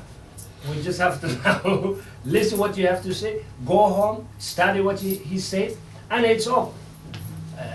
So this is a black problem where whenever we have a leader, we try to crucify the leader or take his position. Yeah. We specialize in this thing. Take off. Take off. That's why when you look at a lion, because I grow among them, they always try to take the next one out so you can rule and kill all the offspring. This is what we specialize. That's why when you're among the lion bro, you have to know the behavior of different animals in order to know which animal are you dealing with when you are talking to one individual, because each individual has a different animal in him. Once you know that animal, you know who he is. So now you deal according to his animal. But if that's why astrology they put animal symbols too, because there is connection, because we all have this animal in us. Lower level. And once I know what animal you're in, if you're a monkey, I know what to do with you. So I know what fruit you like, I know your game, I know what type of sex you like. I'll provide these things to hold you down, because I know the character. And that's what the so-called Europeans found out about us. 100%. I start to use the thing against them. I'm done, I'll be outside. Disappear. This was exactly what was on Sabir's show that I was listening to. Exactly that. Like, they find out, like, you know, you really have to watch your environment. Like, and it's just everything he said on point. Like, this class. Yeah, I'm going home. Like, this one is just on point. Like, on point. Like, so again, you know that we're here, you know what I mean? Get the word out or whatever. You know what I mean? We're here doing what we gotta do. One more day, y'all. Just one more day. Sure. Black History Month. It's almost over. It's almost over. A few hours. Tomorrow, go back to the morning. One more day. Just go back into the next day. You'll be good. We'll just close out. Face the east. Get out of 45-degree angle. 5 on the left, 2 on the right. Allah, the Father of the universe. Allah, the Father of the universe. Father of love. Father of love. Truth. Truth. Peace. Freedom. And justice. Allah is my protector. Allah is my protector. My guide. My guide. And my salvation. And my salvation. By night. And by day. And by day. Through his holy prophet. Through his holy prophet. Noble Drew Ali. Noble Drew Ali. Ashe. Islam. Just to remind the Moors too, we're having the vernal equinox celebration on the 20th and 21st, Sunday in Hamilton.